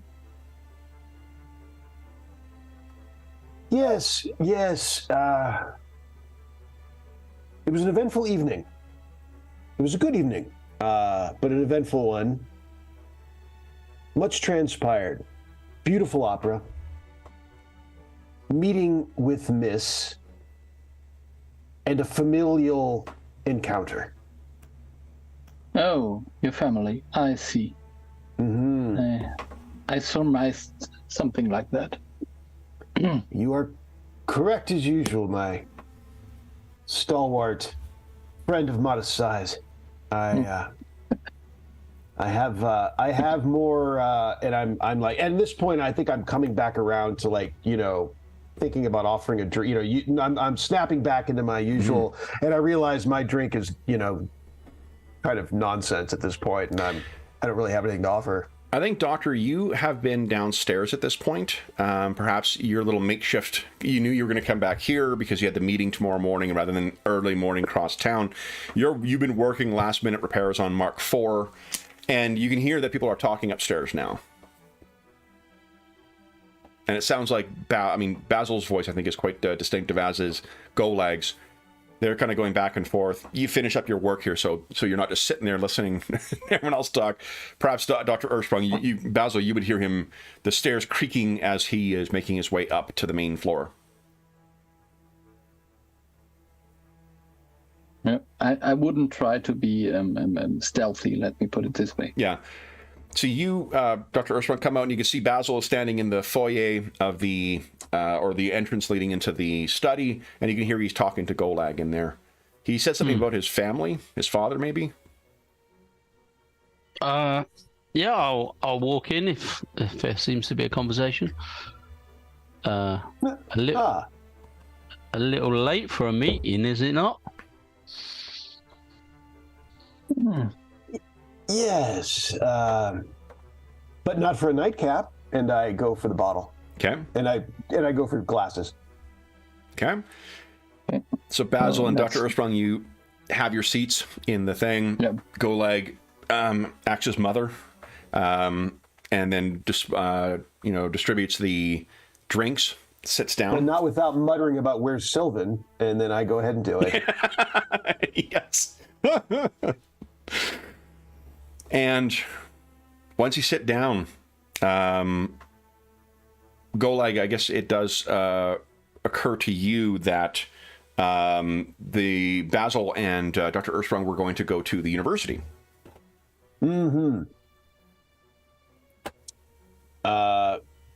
Yeah, and I probably say, I get the drinks all settled and back into my seat, and I say, and I think I probably stumble over where to start, and then think, and then I buy myself more time by saying, but you were at the university today, weren't you? Indeed we were, yeah. Talked to Professor Watson Fowle, and he offered to help us, and he had some connection he needed to reactivate.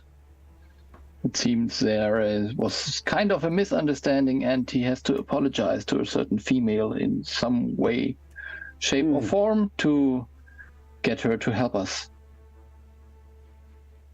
In the area of divination, I assume? Yes.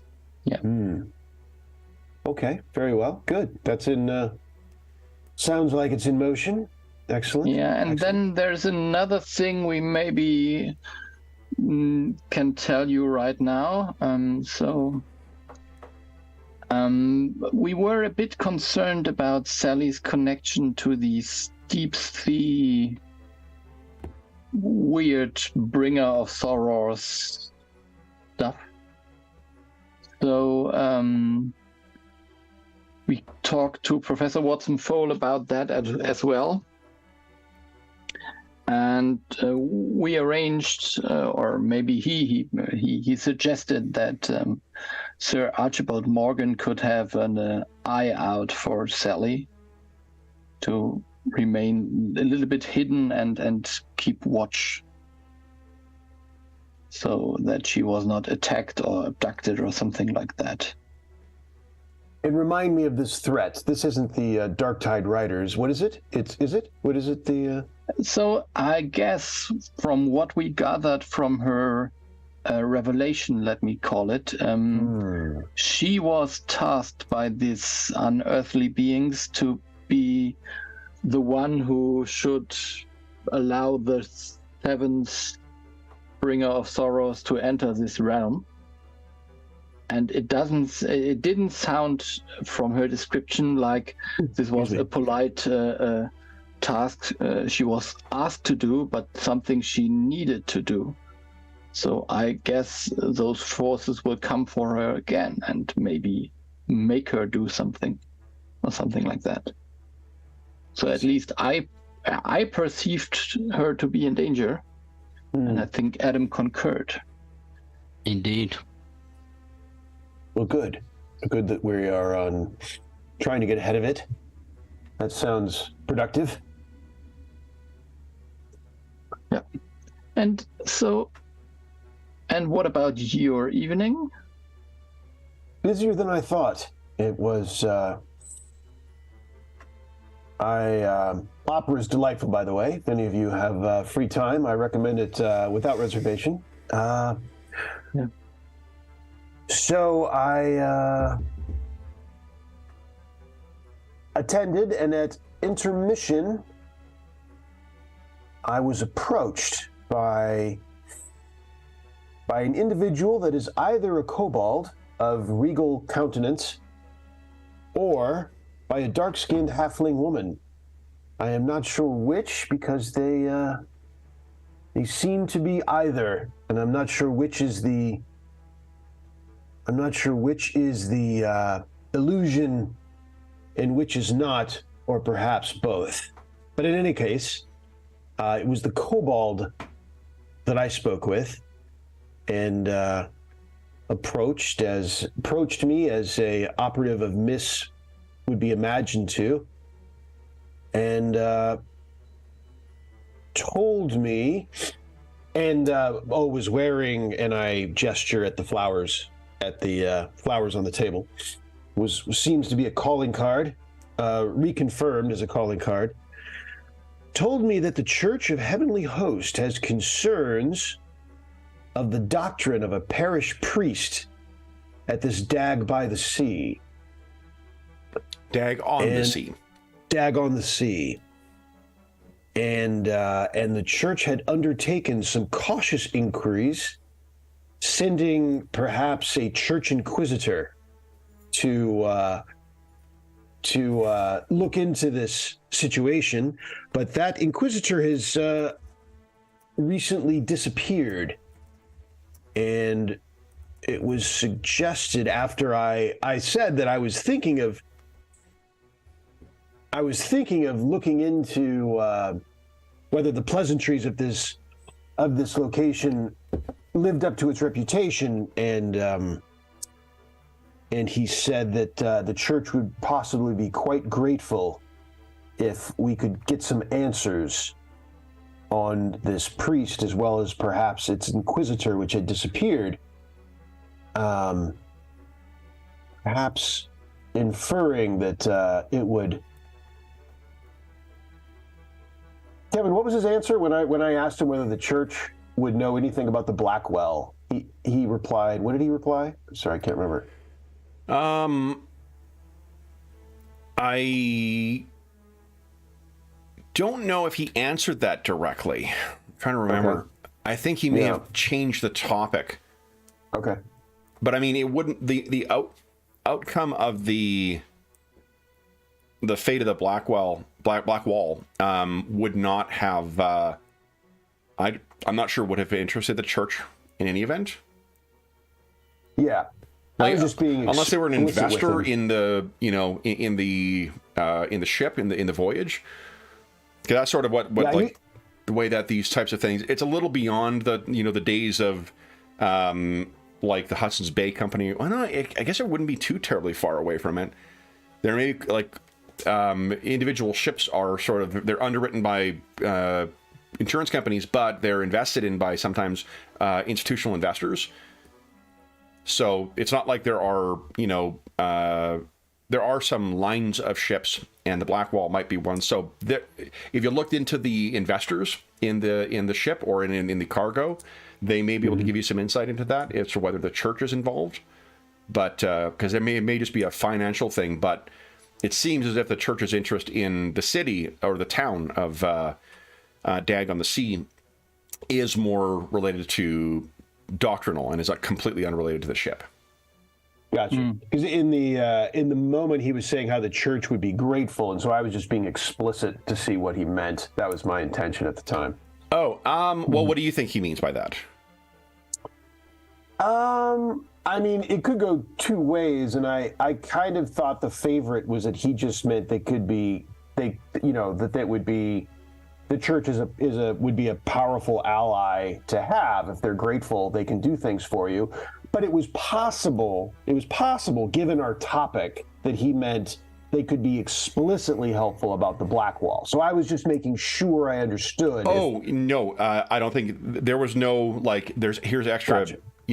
No. Gotcha. Because remember what he referenced was that, what did he tell you about the church's investigations? Remember, the church is not miss. Yeah, understood. They said some investigator, and then that investigator seems, So, he also. Oh, go ahead. No, I just wanted to. So, you think it might be helpful to ask maybe our contacts like Father Hezekiah, or don't we at this moment want to involve the church explicitly?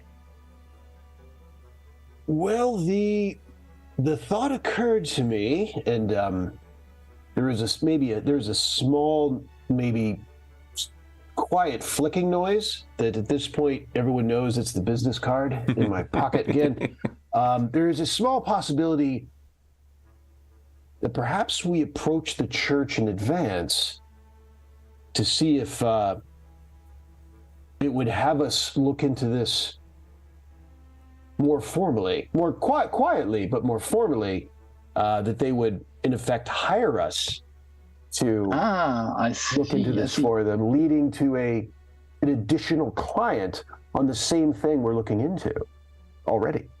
I see. And you mean it also could be like if it is connected to the church, it's like work of the false god, and that's also the right answer to our case? Exactly. I mean, we'd be going there anyway. I mean, we're not going there for the church, but maybe we could be. And it seems to all be on the same path. And if multiple patrons are pleased, what's the harm? Yeah, but I don't want to be so rude, but maybe I should say it anyways. Kulak, the last time we spoke to Father Hezekiah in your presence? Well, it doesn't have to be Father Hezekiah. I mean, it would be. I'm not sure who it would be. It doesn't have to be me to make the pitch. I'm just thinking of the church. whoever that I see. Yeah, maybe Adam and I could go there and try to hire us, but maybe you should not. I would just advise against it. Father Hezekiah had not even actually come to mind in this thought. So whatever you think, if Father Hezekiah is the proper contact, I don't think he's able to. I mean, he's teaching theology at some kind of convent or so. I don't think he's a person who would be able to get us hired, even if he wanted to. But I just wanted to say that your shadowy being is sometimes not in the highest esteem in church. Let me put it this way. Perfectly reasonable observation. I take the point, indeed.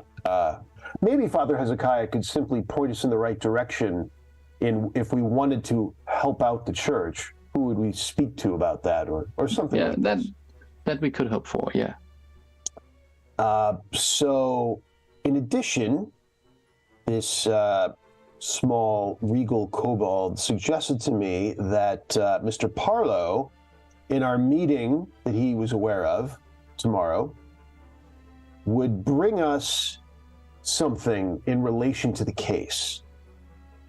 And that something perhaps could be illuminated by Dr. Green, and suggested we employ her insights into it.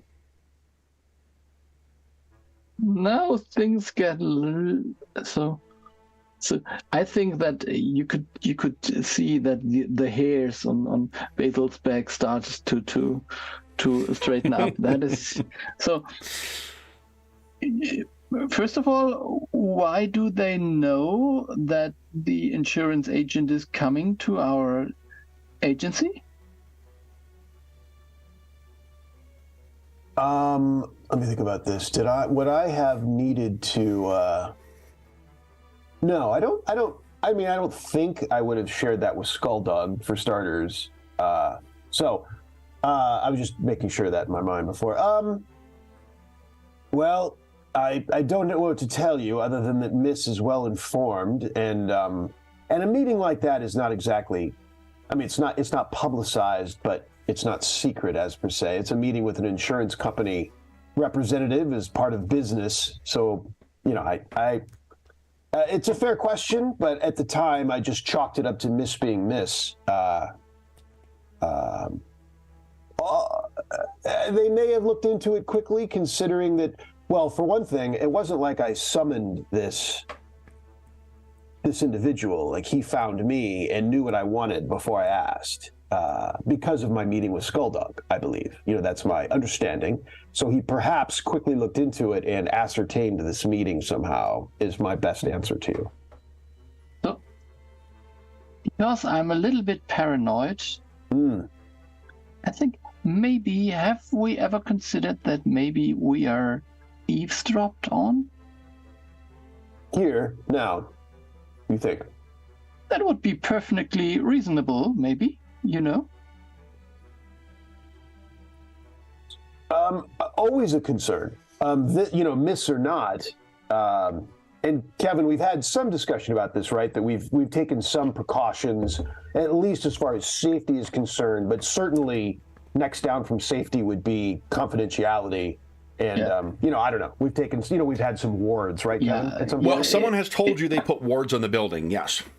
Okay. Yeah. The professor, someone of repute, right? College, etc. It was Professor Galberry.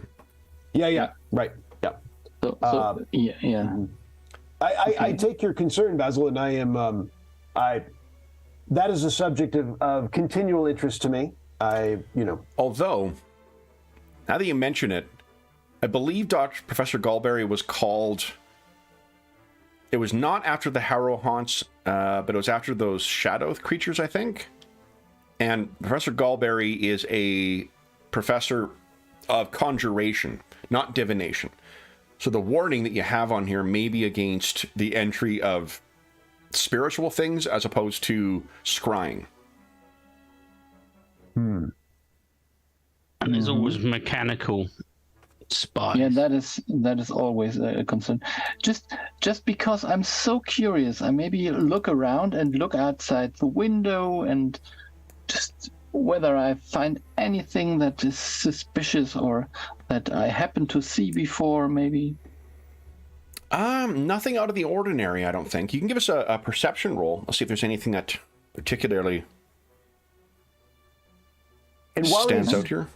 Doing this, I will take his, as I see, Basil, his whiskers twitch, and he starts moving, doing what he's doing. I'll take the lead. I'll take the cue and cast Detect Magic, if I might, just for kicks. Sure. Wow. Okay. So that's an incredible roll, Basil. Let me just see if that is actually a crit for your level. We have the escalating power. You guys are level 6 right now? Yep. Yeah. So, and this is part of your investigation. Yeah, so that's why I got plus one. Okay, you got your +1 in there. So here's the curious thing. You know how plants work, right? At least blossoming, photosynthesizing plants. Their blossoms will come out during the daytime and often will track, through very subtly throughout the day, the way that the sun is moving. Leaves do this, petals and flowers do this and whatnot. Why are all the white blossoms facing in?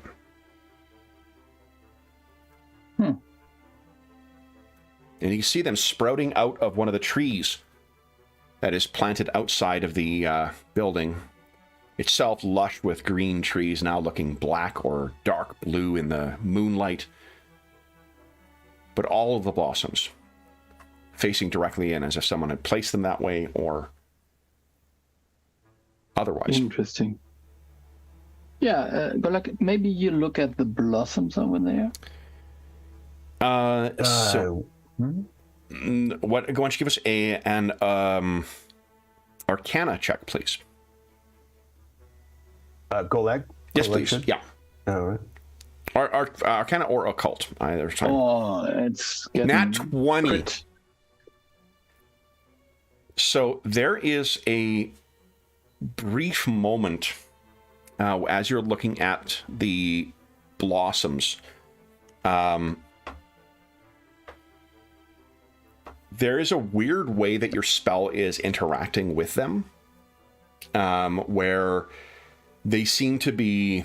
it almost seems as if it can't get purchase on it, and whether that's because of incredibly powerful warding magics, or it's just that whatever concealment is behind this is well beyond. But they don't strike you as magic at first, and then there is a brief second where your magical senses somehow link up with it. And for a brief moment, what I need from you is, let's see here, where is... I love the collector's edition, but they're all the same colors. It's difficult when you have a stack of them to be like, which one am I looking for? Oh, yeah. Would you give us a willpower or a will save, please? Okay.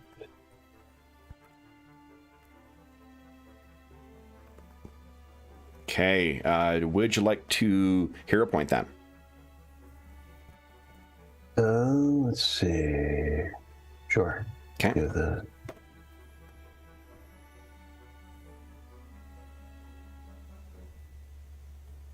Oh, great. Nice. All right. So you're going to take half of this. Okay. 16 points of damage. Hmm. When you were doing this, did you stand up and walk over to where you were, or did you do it from where you were sitting, or? I think I was in the middle of the room, conjuring, doing my detect magic, but then I might have walked over because Basil, invoked me. So and you cast this once again. Your eyes went black as you tap into the shadowy power. So you recoil back. This is the equivalent of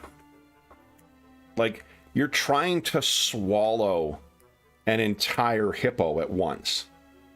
The amount of information that suddenly is just flushed into your mind and forced into your mind causes you to stagger back, and you hit the your desk and then kind of stumble and fall down. But what Basil and Adam, what you notice is that his shadow, which normally is either attached to him and it moves around, or it is detached from him and goes off and is its own thing, it shatters like a broken plate. And there's hundreds of pieces that kind of splinter out across the room. And blood is coming out of Golag's nose. His eyes, when you look at them, it looks like as if there are like, Kirby Crackle that's just filling them, where little dots of black are moving and pulsing across them as he's trying to recoil and gain a singular focus. Golag, your mind is currently just, you are drowning in a sea of sensation. There are so many sights and visions and whatnot that are rushing through your mind that you might not even be breathing right now. Basil and Adam, what are you guys doing? Dr. Ersprung, forgive me. You didn't go to Patchwork Medical School to be called Mister, right? So that's right. What are you doing? Can I see any sort of direct, like a beam or any sort of connection or something that seems to be hurting him or harming him? I can see he's in a distress. Not that you can see. I mean, you know that his eyes normally go black when he's, sensing things or whatnot, but this seems to be very different from what he's experienced, and you've never seen whatever's happening with his shadow happen that way. So I will basically try and position myself between him and where he was looking, in case there's sort of something there that's channeling or something, and I'm just going to try and sort of shake him, or I'm trying to bring him round or get him out of this state. Give us a medicine check. Work out what's wrong with him, please. Yeah. Let's see what. Amazing. So you, because of your secondhand instinct with Igor stomps over, having joined up with you guys, and you grab a sedative and sort of, inject it into a Golag to try and bring him back under control. And Golag, thank God you can finally, you can breathe, but it's taking all of your focus and all of your will just to keep your lungs functioning right now. Basil, what are you doing? I don't know. Maybe shut the window, because I think that whatever he's seeing has influenced him, and so maybe I hope that somehow clears the air in a way. I don't know. Yeah, so that's closed. And then Golag, what are you doing as this weight of sensation is going across you? Like you're trying to form a coherent thought, but then you're feeling all these sensations intruding upon you. I think there was also a drink involved, so I still had my drink at the time. I was drinking. Yes, as I went over. I think give us a reflex save. Let's see if that's still in your hand. Okay. See if I save the drink. Yeah. Just go with that. Either whatever happens. It's probably on the ground then, unfortunately. Yeah. And if possible, maybe there was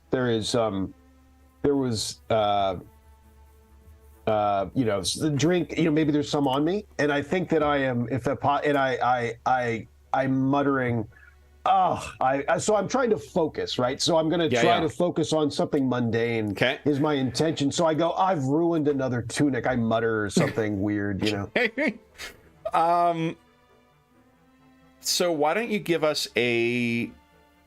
Unless you have a skill suggestion, I think it's going to be will, but I'll give you a +2 because of the way he is absolutely trying to center himself on himself once again.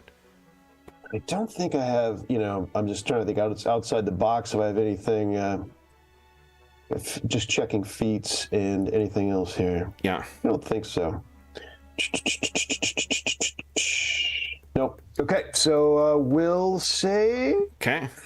Come on. +2. Remember, don't put the plus sign in. Oh, right. You want to hero point that? Sure. Try it again. I think you guys were owed a hero point at 130 as well. Nice. So one more. Come on. It is not to be. Oh. Okay.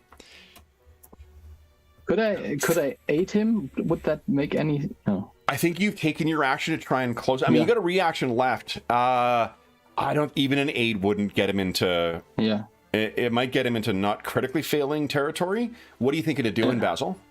And Adam, actually, you, Dr. Earthstrong, you could both try and aid that. Yeah, I was just thinking like shouting, climb up the fence or something like that to get him totally... Sure. Yeah, give us a, what is that, diplomacy? Yeah, maybe. Okay. Just something to make him... And it's only a flat DC of 20 for this too, so... Look at that, nat 20. So it's +2. That puts you at a 7.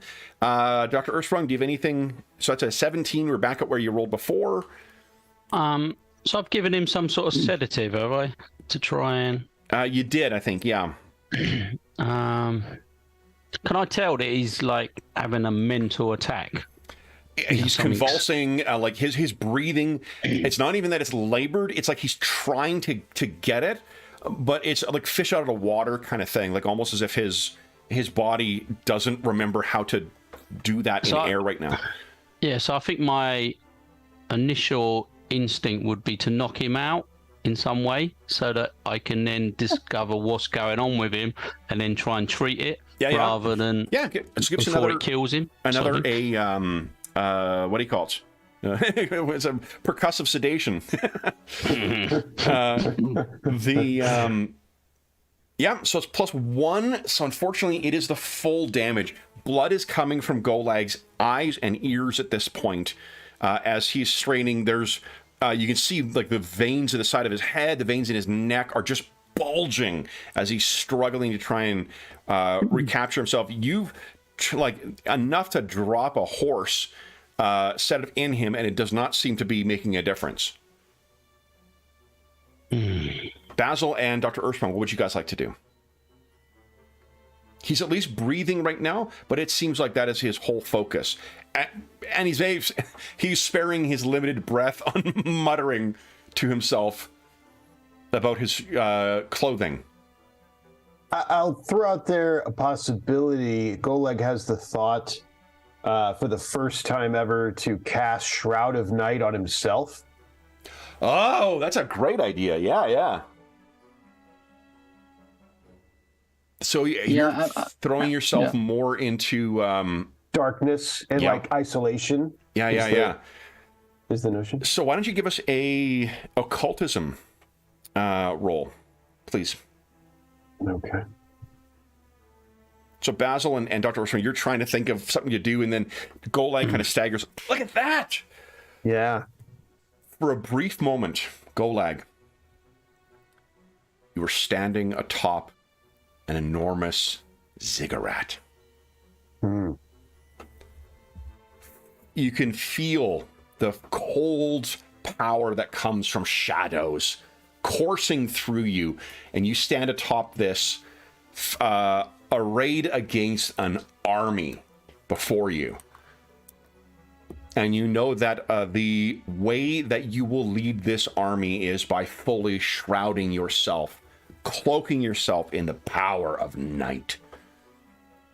And that's what you think of that illustration, the painting, the portrait that was drawn of you, reaching not up, but down into the depths under the ziggurat, the shadowy halls, the occluded antechambers, the umbral shrouded tombs, all of them.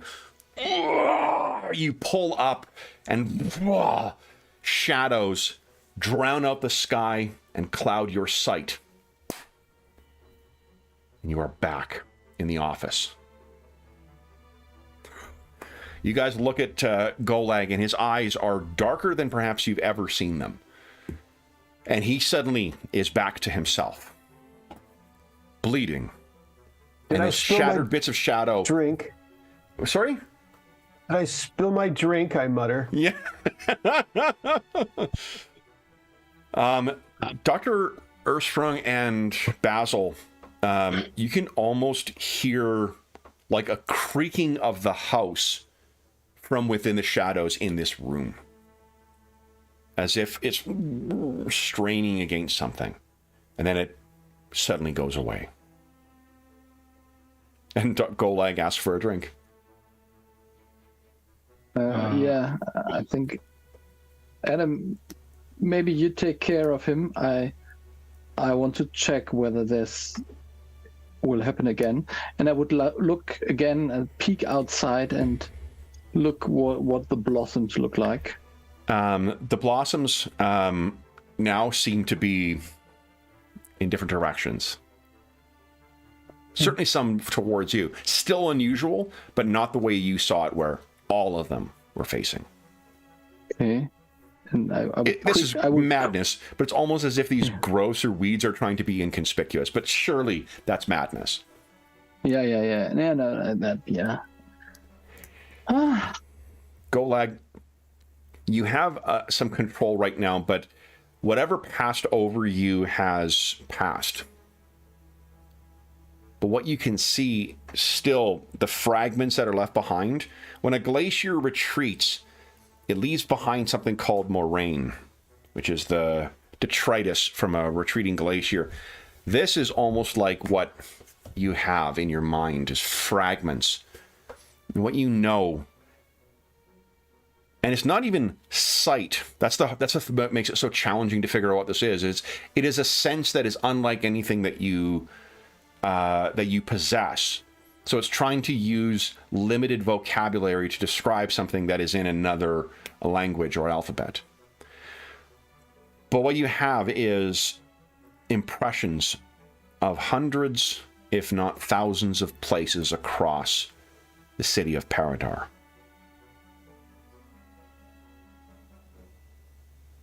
Do I think that I perhaps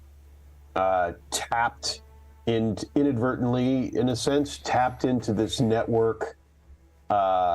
Whoever, since it's these flowers that perhaps miss, obviously, but whatever it is, a network of information across the city that I perhaps tapped into, and I stuck my finger in the electric socket of magical networks. I think that is a fair inference from what you experienced and what you're seeing. And if that is indeed the case, the ubiquity of the white blossoms, that makes that song that everyone sings in the taverns all across Paridar seem all the more ominous. Remember, these things are so ubiquitous that everybody knows about the white blossoms of Paridar. I babble this to whoever's around. I babble this out loud. And this is information that only Golag would know. But the last time that you encountered something with that scale of power is when you made your pact with that being in the void to gain your powers. Something so much bigger and unfathomably powerful that, I'm not sure your character has ever had a brush with godhood, but it'd be hard to not use that as a comparator.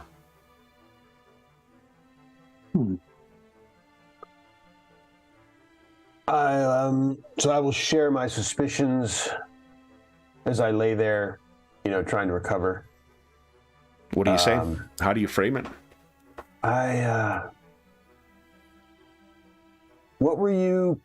I'm not sure if I made it over, Basil.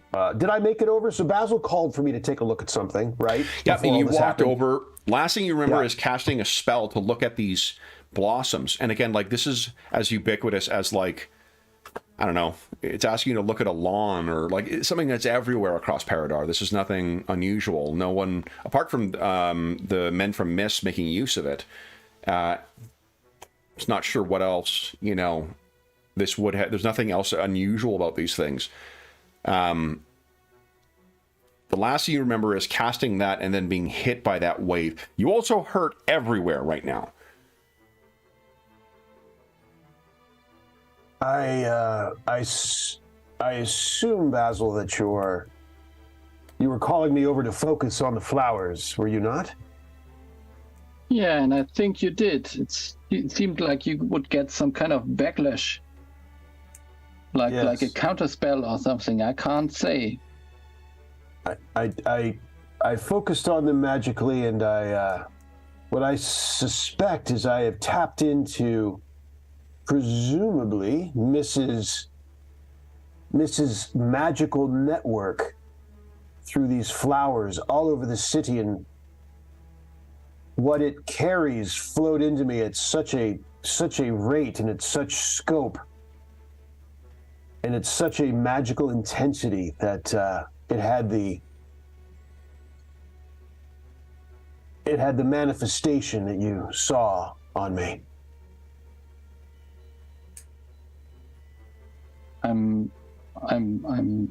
I don't even. I think that sounds crazy and too paranoid even for myself.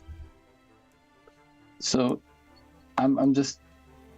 Yeah. So they put a spell on those flowers, and you were hit by some measures maybe.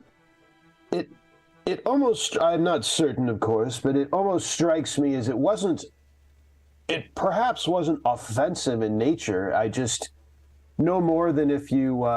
Is there electricity? I can't remember, Kevin. Electricity in this setting? There rudimentary, yeah, because there were wires down in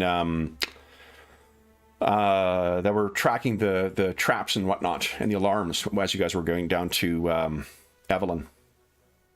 I'd maybe almost compare it, Basil, to grabbing a live wire. Like the live wire is not trying to hurt you. It's just a matter of you grabbed it. And the charge was more than you could handle. And this was a very, very powerful wire. You also fairly confident that it was luck that you stumbled into there. Like just knowing how you rolled a nat 20. So like just mechanically speaking, you rolled a nat 20, which is why it worked.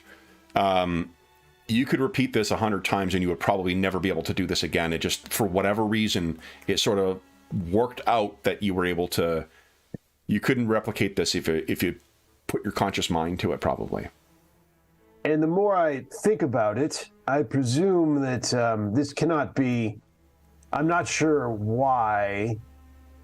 I mean, besides my own obvious great prowess in magic, that this would have happened because otherwise there'd be people of at least magical means convulsing all over the city, given how many flowers there are. Something strange happened here. This is a obviously shrouded ability of theirs, and for whatever reason, nobody else thinks they're magical, right? Like, if they were, people would be very concerned with that. But yeah. Indeed, I mean, this is something I've never heard of before, which disappoints me. Have the two of you ever heard of any magical aspects of these flowers, whether connected with anyone or not? Dr. Ersprung, remember your experiments? When you were trying to replicate the cure for the vampiric serum? They keep failing because these petals just grew on everything all the time. Even in a hermetic environment. I mean, the first thing is, can I treat Golag's wounds in any way? Or definitely, yeah. All right, I'll give him I'll give him 17 health back. And if you're spending the full hour, you can double that. Okay, so 34 then. So yeah, I mean, if it was at all possible, I mean, it would be perfect tool for these people, because these flowers, like you say, are everywhere. But how would they cipher this information? I mean, obviously it was too much for Golag to receive all this information. If what you're saying is true, at once, can you imagine how many flowers are communicating or listening or viewing or whatever they do at once? How would you receive that much information? I don't even understand. if I remember correctly, the war ended rather strangely, and we don't really know what ended the war. Yeah. Yeah. You know it ended. Was, yeah. You know there were veterans of it. Yeah. So I decided that I need some dice information to so I think Basil makes a mental note that I have something to negotiate with the Whisker Network. Mm-hmm. You say that, or you're just thinking that? No, of course not. I mean, yeah, I assume, but I just checking. Just checking. And what made you look at these flowers, Basil? Why did you point them out? They were aligned, like they were all aligned in our direction, like they were targeting us. And I look out the window. Are they all still in a similar sort of? No, they direction? have dispersed. Or yeah, they're now facing in different directions, which is not unusual for evening. All right. But Basil's absolutely right. Like they would align themselves with the sun more often than anything. And at night, they would generally just sort of fall into a relaxed state. They were pointing at the window as if they were listening in, sort of. It's the best way to describe it. Clearly, Sylvan should have been clearing these off the property every day. These foul white flowers. And that's interesting. How quickly do they grow back, Kev, if you like removed one when I was doing my pretty experiments? Quickly. They don't keep growing. They don't. They're not like going to overgrow the city or whatnot. But they grow on everything. Any plant life, there is something. Any plant life that isn't sentient, I should say. So like Professor Gallberry doesn't have white blossoms poking out of his head, but any plant life that you have in Paridar will inevitably have one or two of these things out of them. And if you remove it, one or two cut it will off grow back. or whatever, within a day or two, or yep, yeah, okay. Oh, this is yeah. Like it's just an accepted part of Paridar life that just like the white blossoms are everywhere, so you can't. They don't overgrow. They're not poisonous, as far as everyone knows. If you're preparing food or whatnot, you just cut them off and then make your meals. If you're displaying things, you'll often like cut them off and then display them as you were. Although because of they're not unpleasant to look at, they're often incorporated into things. Picture it's almost like a something close to a cross between like a poppy and an iris, where it's got the more languid kind of and attractive characteristics of an iris, but the size and the kind of the nature to blend together quite well of a poppy. Mm-hmm. So I'm sorry, but I'm not sure whether this whole information is helpful at all in our investigation. I mean, Golak, I think even cleaning them might make us more suspicious. Now that's an interesting point. Golag, you certainly experienced something by tapping into that network. Using your electrical analogy, do you think that there was anything transmitted as a result of your unique connection?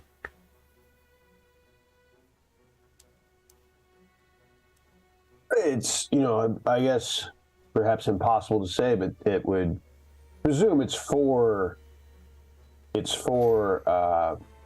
delivering information. So one would think it entirely plausible that this would be parsed, since they're parsing this information somehow anyway, that this incident would be probably discovered. So this would be something in your mind. I'm asking this as a omniscient DM or shop steward. Yeah. So that one might be something that occurs to you because of the nature of how you reacted with it. Is that something you'd bring to the other's attention?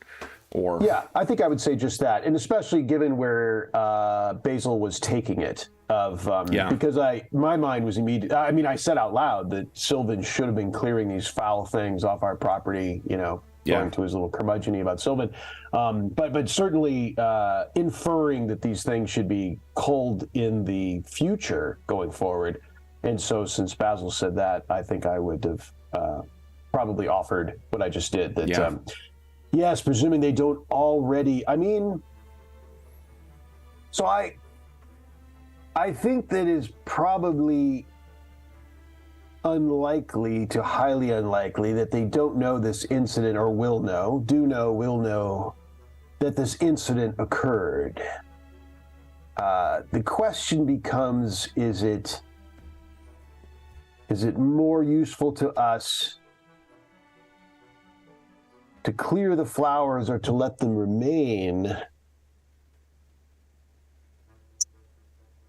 I mean, if we let them remain, so we can never have confidentiality. We can potentially never have confidentiality in the office. It seems a high price to pay. As I would offer in our ongoing discussion of this matter, I think that I would offer that that's a high price, but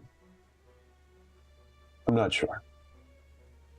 Let me put it this way: if those things are as powerful as you think they are, and if someone is getting to know that we might know something, would that person be not able to come for us? And as Basil says that, I'm going to drag the two of them out of the room into the corridor and start whispering. Should we not be maybe lowering our voices or have some background noise? For the moment, we are safe, maybe. But I think that there is conversations that should be held in the cellar now. Well, indeed, I will get to soundproofing that first thing tomorrow. Putting some more sort of insulation up and soundproofing and whatever. Well, let me ask you this. This is now 7 or 8 months after the Harrow Haunts of Yule mystery. How long do you think they've been listening? I would assume forever. Yeah, I say, all right. I don't know if we're just meandering on this subject. Eventually, Golak's going to make. I assume those flowers have been out there. I mean, I would still suggest that someone it is like this enormous wiretapping network, but you don't know, so you have to explicitly listen. So you have to look for something in order to get it, I would suppose. That's what. So the other thing would be that there is actually like a city goddess or a god who controls the city. That would be actually reasonable, and it would fit with at least mine as a player, as this kind of idea of the city, because as far as we know, the city somehow managed to resist against the strongest witches from another country by some miracle. We don't know anything about it, and so there should be some higher being on the level of that witch at least involved. So that could be the possibility, but I think that ministry is like they can hear when they want to hear, but they have to look for it, I would expect, and not for they look all the time or they watch all the time. Would be. Well, that's what I say. How would you filter that information? You'd have to, like you say, tune in when you wanted to, or else it'd be too much. But maybe we could not. And Adam will still be whispering at this point. That's his new thing now. When he's in the house, it's whispering. And if he can see Blossom, he'll be whispering. That's the new regimental tactics.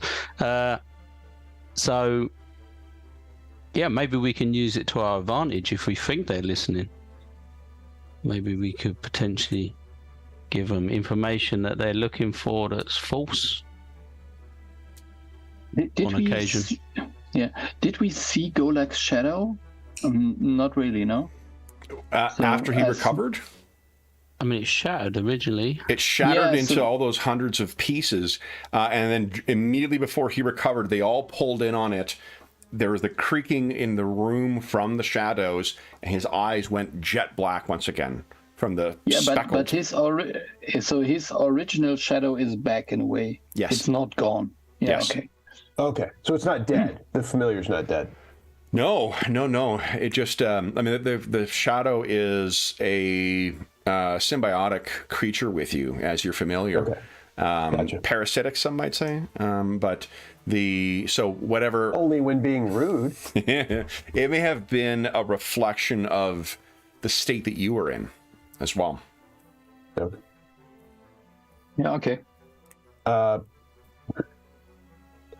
Yes, I mean, these are all good thoughts of, I'm just struggling with the notion that forever now, apparently, we can't speak anything that we care that Miss would know about unless we're in the cellar for eternity is difficult to, is a difficult path to take. I concur, Doctor, that you're looking for for silver linings, as it were, which is a good mention that perhaps we can turn this to our advantage. Perhaps that up against that.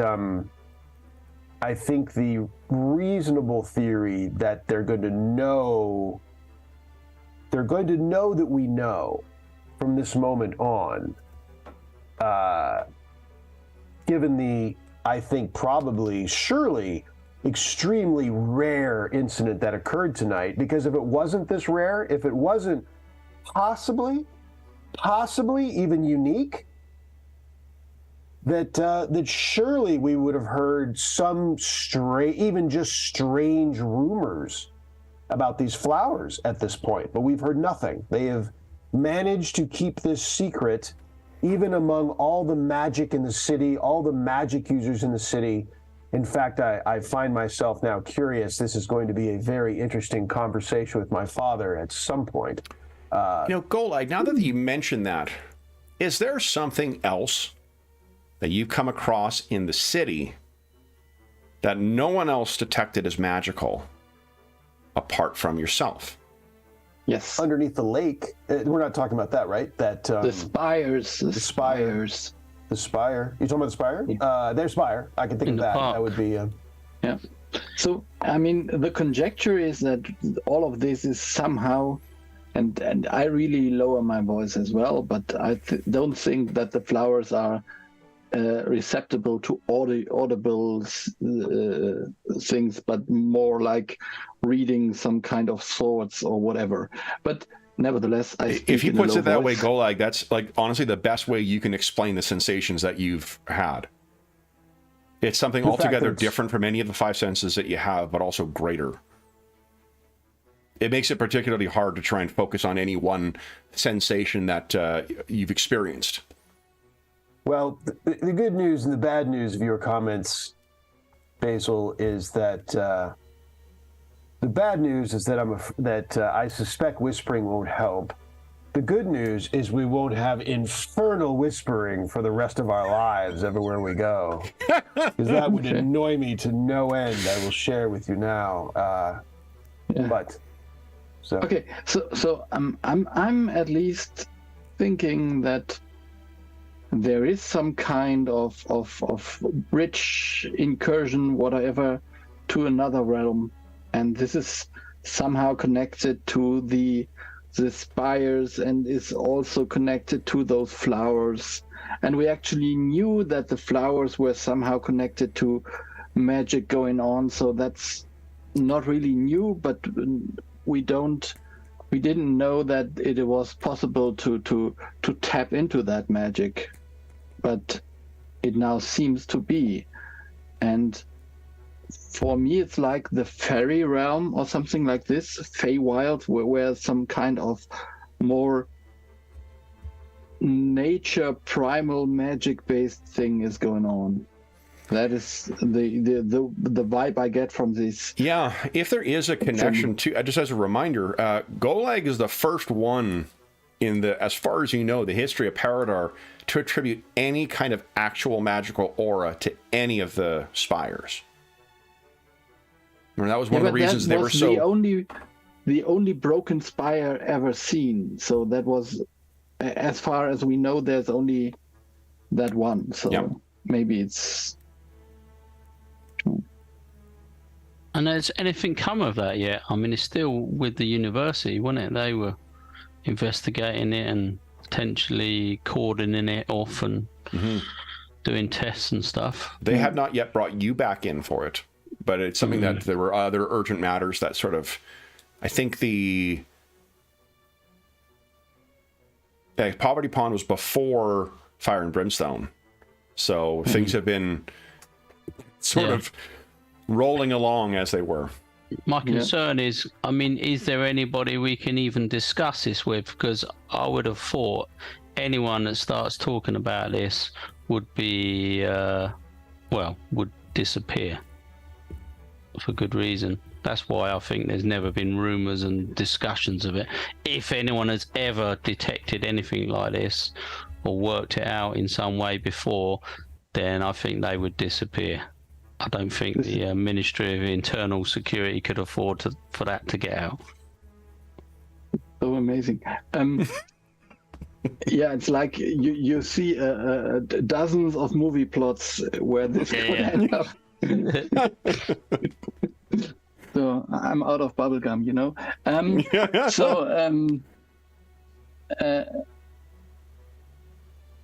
I think we should just not really try not to focus on that right now. And another thing I'm now thinking about is, are you sure you are in control of your shadow?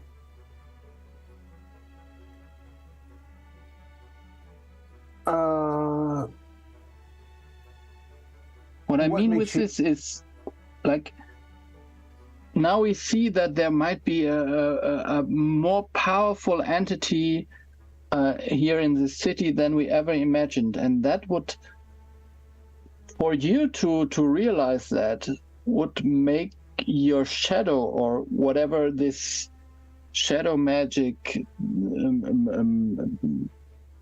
whatever provided you with your shadow, maybe as powerful as that. And now I'm getting even more concerned, because you see, well, maybe, I mean, are we the baddies, or, I mean... So the things that Golag sends, I've not heard Golag share any of his, like, the scale of the power behind the thing, right? Yeah, then I take everything back. No, it's fair. So I didn't hear him share any of that stuff. He seemed to keep that to himself, nor did he share, from what I can recall, any of the particulars of his vision of the ziggurat and all the other stuff. Is that right, Sean? No. Did Golag keep those? I think that's correct. Whether it's because why he keeps to himself entirely at this point, it's not necessarily machinations. It's just, he just hasn't maybe processed everything quite yet. Yeah. I remember that my boss used to animate undead. So it has a certain vibe. You mean like a past boss? A past boss, or you're talking about me, right? You're talking about Golag. Yes. Yeah, you're talking about. I wasn't sure if you had more experience and have you experience of other bosses doing similar. Well, do you make some comment to this extent? Do you make more of a No, I'm a just limited I'm, comment. No, I think I actually Well, here's a comment that might have been yeah. something that Basil had said about, like, well, surely, and Dr. Ersprung said as well about, like, well, surely, like, one person would need to monitor one place at any given time. Go, like, you know the scale of the thing you're dealing with. Like, this is, again, like, the closest you've brushed to something this powerful and beyond mortal is when you made your pact, and something, like, metaphorically speaking, ever so slightly brushed against you and left remnants of its unfathomable power within you. Is it my impression that what is my impression of the similarities in the sense of characteristic? So mine is the void and shadow. Yeah. Does the power that I encountered tonight seem to be of the same type, or just of the same scale? I think right at present, you barely recovered being broken by the amount of information that was coming through there. If there were ways that you could have people assist you in parsing that stuff, in trying to like even put it through a lens so you could understand what it is that you were seeing, that might give you some insight into it. Like, and not so much like actually viewing the scenes or visions, but is there a familiarity to the type of power? Again, like what you're trying to do is you're trying to gather other information about it, and right now you were barely able to keep your head above water for the sheer sensation of all the different, millions of places across Paridar that were flooding through your brain. I mean, gotcha. Yeah. But that is something someone could help you, whether that's metaphorical. This is the roundabout. How many D&D campaigns have your characters go to therapy? Yeah. I think I would try to imitate Golek's voice and said, "Let's focus." What I can promise you is that the Paridar version of the Alienist is going to be amazing. So yeah. Yeah, let's focus on the matters at hand. Speaking of which, tomorrow morning you guys need to get up and have a meeting with the insurance company. Yeah. Well, I think we should have at least a protocol, a plan of what we intend to do in the short term about these flowers. So we're going to leave them be and only have serious conversations in the cellar. Is that really what we're going to do? Then we need to decide that so we can put it behind it. If we're going to put it behind us, let's have a reason to put it behind us, because we have determined how to, what to do. Is it to clear the property of them? Is it to leave them and only speak in the cellar? Is it to something else? How are we going to deal with them? And then we can move on to address other pertinent things on the front burner. I think we should never address those flowers again unless we are in the cellar, but we should and could discuss our pertinent cases without thinking too much about it. I don't have your confidence, Basil, but for strange reasons that I do not understand, most of this really, let me put it this way, this somehow evil town tries to help us. It's weird, but it is. So there are powers who most of the time are supportive in some way or the other. If someone wanted to crush us, they could have done, I think, 1,000 times already. I think I see what Basil says. The Ministry of Internal Security, are we not helping them in our day-to-day investigations? Are we not closing cases? Are we not ridding this city of evil? Why would they stop us unless we were interfering and causing them more problems? This may be a Venn diagram thing of evil and things that are opposed to the Ministry of Internal Security. Mm-hmm. But which is it you're doing? One, the other, both?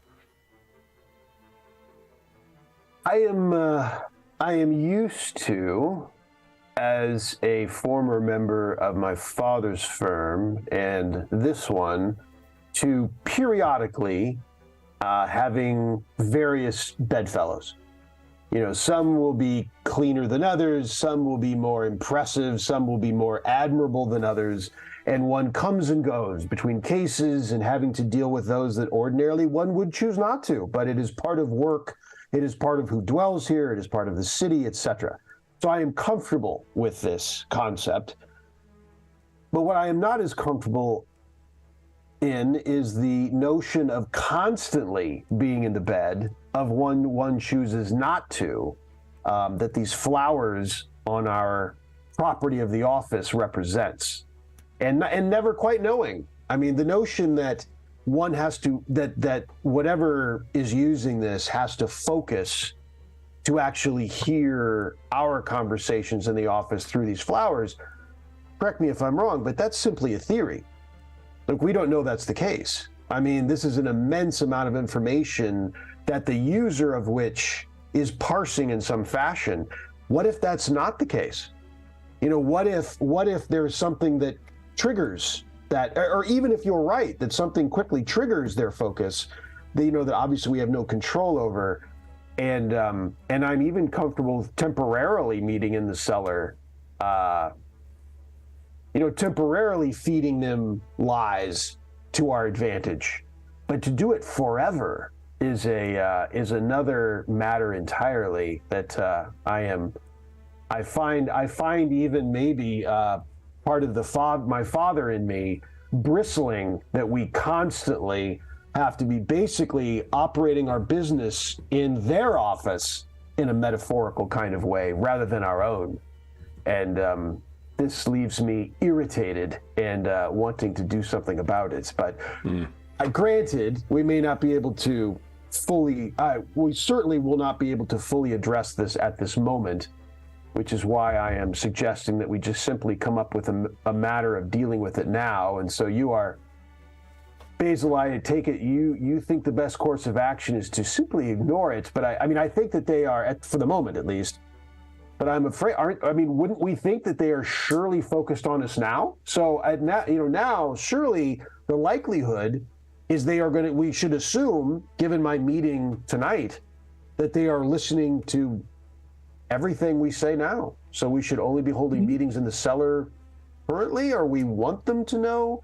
I mean, and we have to pretend, we have to go under the pretense. You hear Dr. from behind you, Golag, yeah.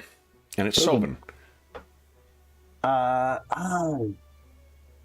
So, is it possible that no? It's not possible. I think he already spoke, and Golag already. Yeah. Okay. So, yeah. Gentlemen, there are children sleeping in this house. Perhaps this conversation, you can return to it tomorrow, or in 2 weeks' time. Yes. You look at one another and you realize, I think, tell me if I have this wrong, there is an element of panic in everyone's eyes right now, of knowing that everything might have been heard the entire time from when? From before the war, after the war? As far as you can recall, the Blossoms have been here forever. Mm-hmm. Yeah, I mean, I don't think that Basil is really panicked. It's more like it is only a little bit worse than he ever imagined. It's always assumed. That's great. So as everyone heads up to bed, Golag, the last thing I would like to leave you with is that as you are getting yourself undressed, and Golag, you hear Sobin as he escorts you in, and he does not ask why, he just simply says, and so I will be certain to have the tuxedo cleaned tomorrow. And you realize that you've bled all over yourself. So as you are disrobing and getting yourself ready for bed, you spare a look over at that portrait once again. And what we end with is the faint sounds of those armies depicted in that ridiculous over-the-top painting. Golag, you can hear them again in your ear, chanting your name. and we will be back in 2 weeks' time. So, for those listening at home, thank you so much for joining us for part 1 of A Quiet Village by the Sea. We'll be back in 2 weeks' time, but until then, if you have any questions, comments, or concerns regarding the session, the campaign, or the game we're playing, please don't hesitate to leave a comment in the comment section down below, and I will endeavor to reply in a timely fashion. In addition, there is a link down below to the Dungeon Musings Discord server where all of us are active, and we have channels there dedicated to this campaign, every other campaign we run on the channel, as well as a bunch of other great channels like Finding a Group or Tracking Conventions or anything that, there's not anything, but there's a ton of great channels over there with terrific people, helpful, knowledgeable, and friendly, so you are more than welcome to join us over there. There is also a link down below to our friends at Noble Knight Games. Noble Knight Games is the preeminent unionized retailer of hard-to-find and out-of-print RPGs in North America and in Paridar. Not only do they have a great selection of new role-playing games, board games, and card games, they have an unmatched selection of hard-to-find and out-of-print RPGs. If they don't have something in stock that you were looking for, you can often put it on a want list, and they'll send you an email when it comes in. And if you do make a $10 purchase or more through their website, be sure to enter the code SPRINGMUSER, all caps, all one word, at checkout, or come, if it's after July 1st, 2023, come back to our one of our more recent videos, and we will have the updated discount code for you. There's also a link down below to the Heroes Save Villages campaign. That is the charity fundraising campaign we run on the channel. It benefits the SOS Children's Villages International Charity, a really amazing organization active in over 130 countries, benefiting over 80,000 orphaned and abandoned children, including ongoing relief efforts in Ukraine and the surrounding countries at the time of recording. All donations that go through that link go directly to SOS Children's Villages International. None of it goes to the channel or any other middleman. And any donation of $10 or more after June 1st, 2023, will give you a chance to vote on our next charity session, which will be at the end of July of 2023. Let's see here. This is part of our year-long Year of Ill Omens campaign, which we've played half of them so far, and all the sessions have been shaped by donors as far as what kind of when the adventure is set, what kind of heroes we're playing, what game we're using, and what specific location the adventure takes place in. Then we'll have voting opening up for that pretty soon for our next session. So if you have donated $10 or more since June 1st, 2023, be sure to head on over there and cast your vote. And if you donated $25 or more, you'll have a chance to win the grand prize or one of the other great prizes in our next charity raffle, which will be at the end of the year in 2023. You can find more information about that and keep track of the voting on the Dungeon Musing Discord server's Charity Initiatives channel. The last thing I will say is a huge thank you to our stalwart illuminators. We have kicked off this mystery with a bang. So Sean, Ingolf, and Darren, thank you so much for joining us. And James, we were thinking about you, and we saw you in chat there too. So thanks so much for joining us. We'll be back in 2 weeks' time to see what happens next in the Spires of Paridar campaign. Until then, we hope that we gave you a few hours of time to take your mind off of the troubles of our world and think about the troubles that our stalwart illuminators are uncovering in the Coalpunk setting of the Spires of Paridar. Until next time, stay safe, stay healthy, and happy gaming.